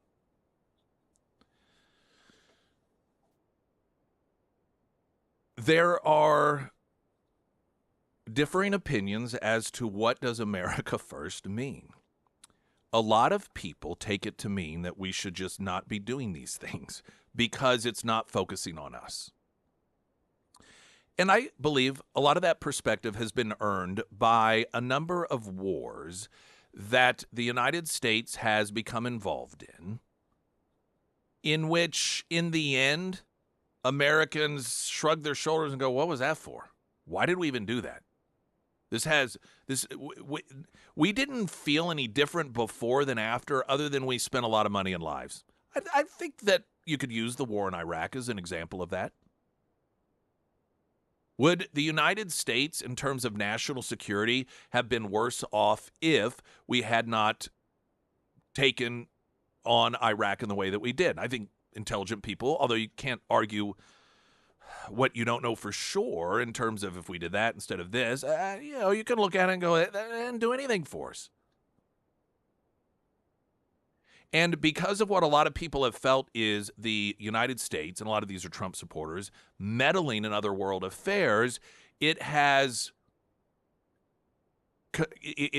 created this sense that any and all military conflict, unless we're directly attacked and it is in a defensive way because of an attack on the United States, then that's not America first. Now, here's how others see it. Whether you agree we are being negatively impacted by Venezuela today, down the road, because of the direction things were headed, with Russia, China, and Iran beginning to essentially turn Venezuela into a satellite nation in our hemisphere, many people believe that that this is somewhat preemptive. That while we are already suffering as a nation due to the drug trafficking and Trans de Aragua gangs being up here in the United States and committing rapes and murders and child kidnapping, and these are all realistic things that are occurring, the real national security implications are stopping now what would down the road be such a big problem, we would be in a very bad way. Now, a lot of that's judgment. You look at the first portion of it, or the latter, whichever order. Let's say that you look at the drug implication and the gang implication.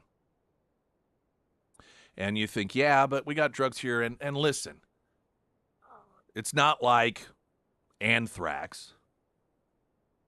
The people who are being harmed and killed by these drugs are individuals that are choosing to take the drugs. And so, hey, they want to do that, let them do it. The perspective that is being presented is, let's say that you live in a neighborhood, big neighborhood, you got a big family you're responsible for. And there's a house 2 blocks over that has drug dealers in it. And they're selling drugs to your kids. And your kids are making their way over there and they're buying. Is it? And your number one priority is your family. Family first is your motto. Is it any of your business to try to do something about that? Now, some people would argue, yeah, but it ends at my doorstep. But let's say that in the middle of the night, regardless of you lock your kids in your house and you're like, you cannot leave, but somehow the drug dealer is getting the drugs into your house to your kids. The Trump administration's position is it is family first for me to go to their house if I have to stop them from doing it. That is America. Just because I'm having to take action 2 blocks over doesn't mean that it's still not family first, because I'm doing it because they're hurting my family from over there.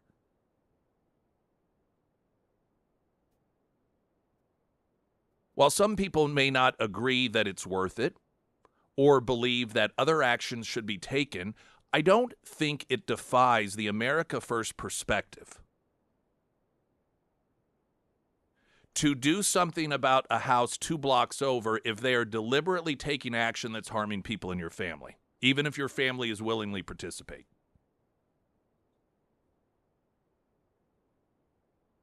Some of it's in the eye of the beholder. I understand that.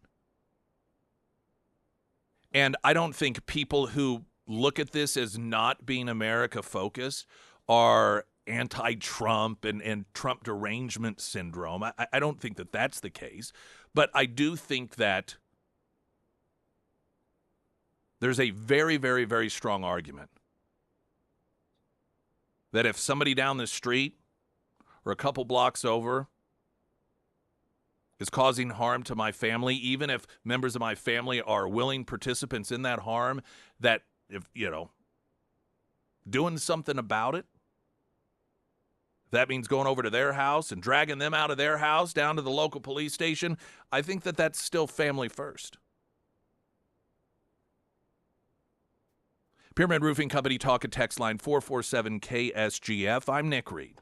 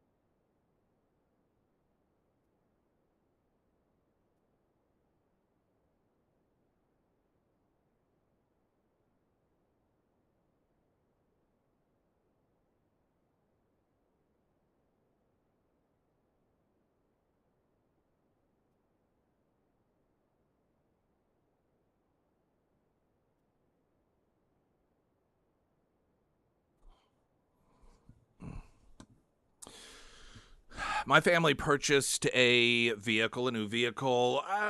It was in January of last year, and as I, like so many of you, had to pay personal property taxes, felt like I came out just a little bit ahead by not having to pay personal property taxes on that vehicle because I didn't own it on January 1st.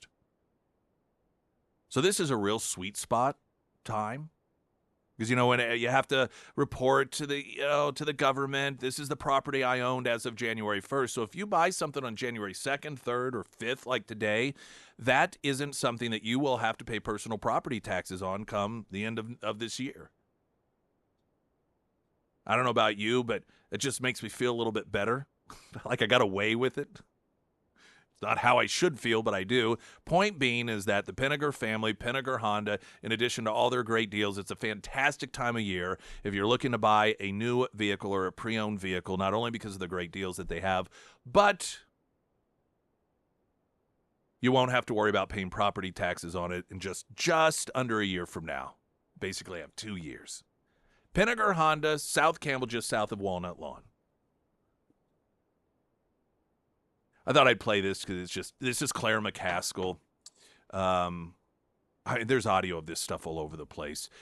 This is after the Trump-Harris debate, I believe. She's on MSNBC. Of course, former senator from Missouri and a contributor to MSNBC, which is exactly where she belongs. Referencing Trump and comparing him to Maduro because Trump loves dictators like Maduro. Just look at what's going on in Venezuela. Maduro, who is what Donald Trump wants to be. He wants to be the kind of guy that doesn't matter whether you win or lose, you get to stay in power. Doesn't matter if you win or lose. And Maduro is staying in power by blowing up the rule of law in Venezuela and co-opting the military for his political purposes. That's what Donald Trump is capable of, and that is not American. That is not American in any shape or form. Isn't it amazing that these people that used to compare Donald Trump to dictators and claim that that's who he is, that Donald Trump, he's just like him. And all he does is saddle up next to Putin, and now look whose side the Democrats are on. Putin's out there. He is singing the exact same song as the Democrats are. Remember how during the period in which we paid attention to what was going on in Ukraine, if you ever uttered anything that was on the same page as Putin, you were a Putin puppet. Remember that? The criticisms coming from the Democrats are indistinguishable from those of Vladimir Putin. So who are the puppets now? Got a whole cast of them. And they're all in the Democrat Party. Isn't it amazing? Of course, they're also on the side of dictator Xi of China. All of these people that Democrats claim Donald Trump is allied with. Glenn Beck's coming up next.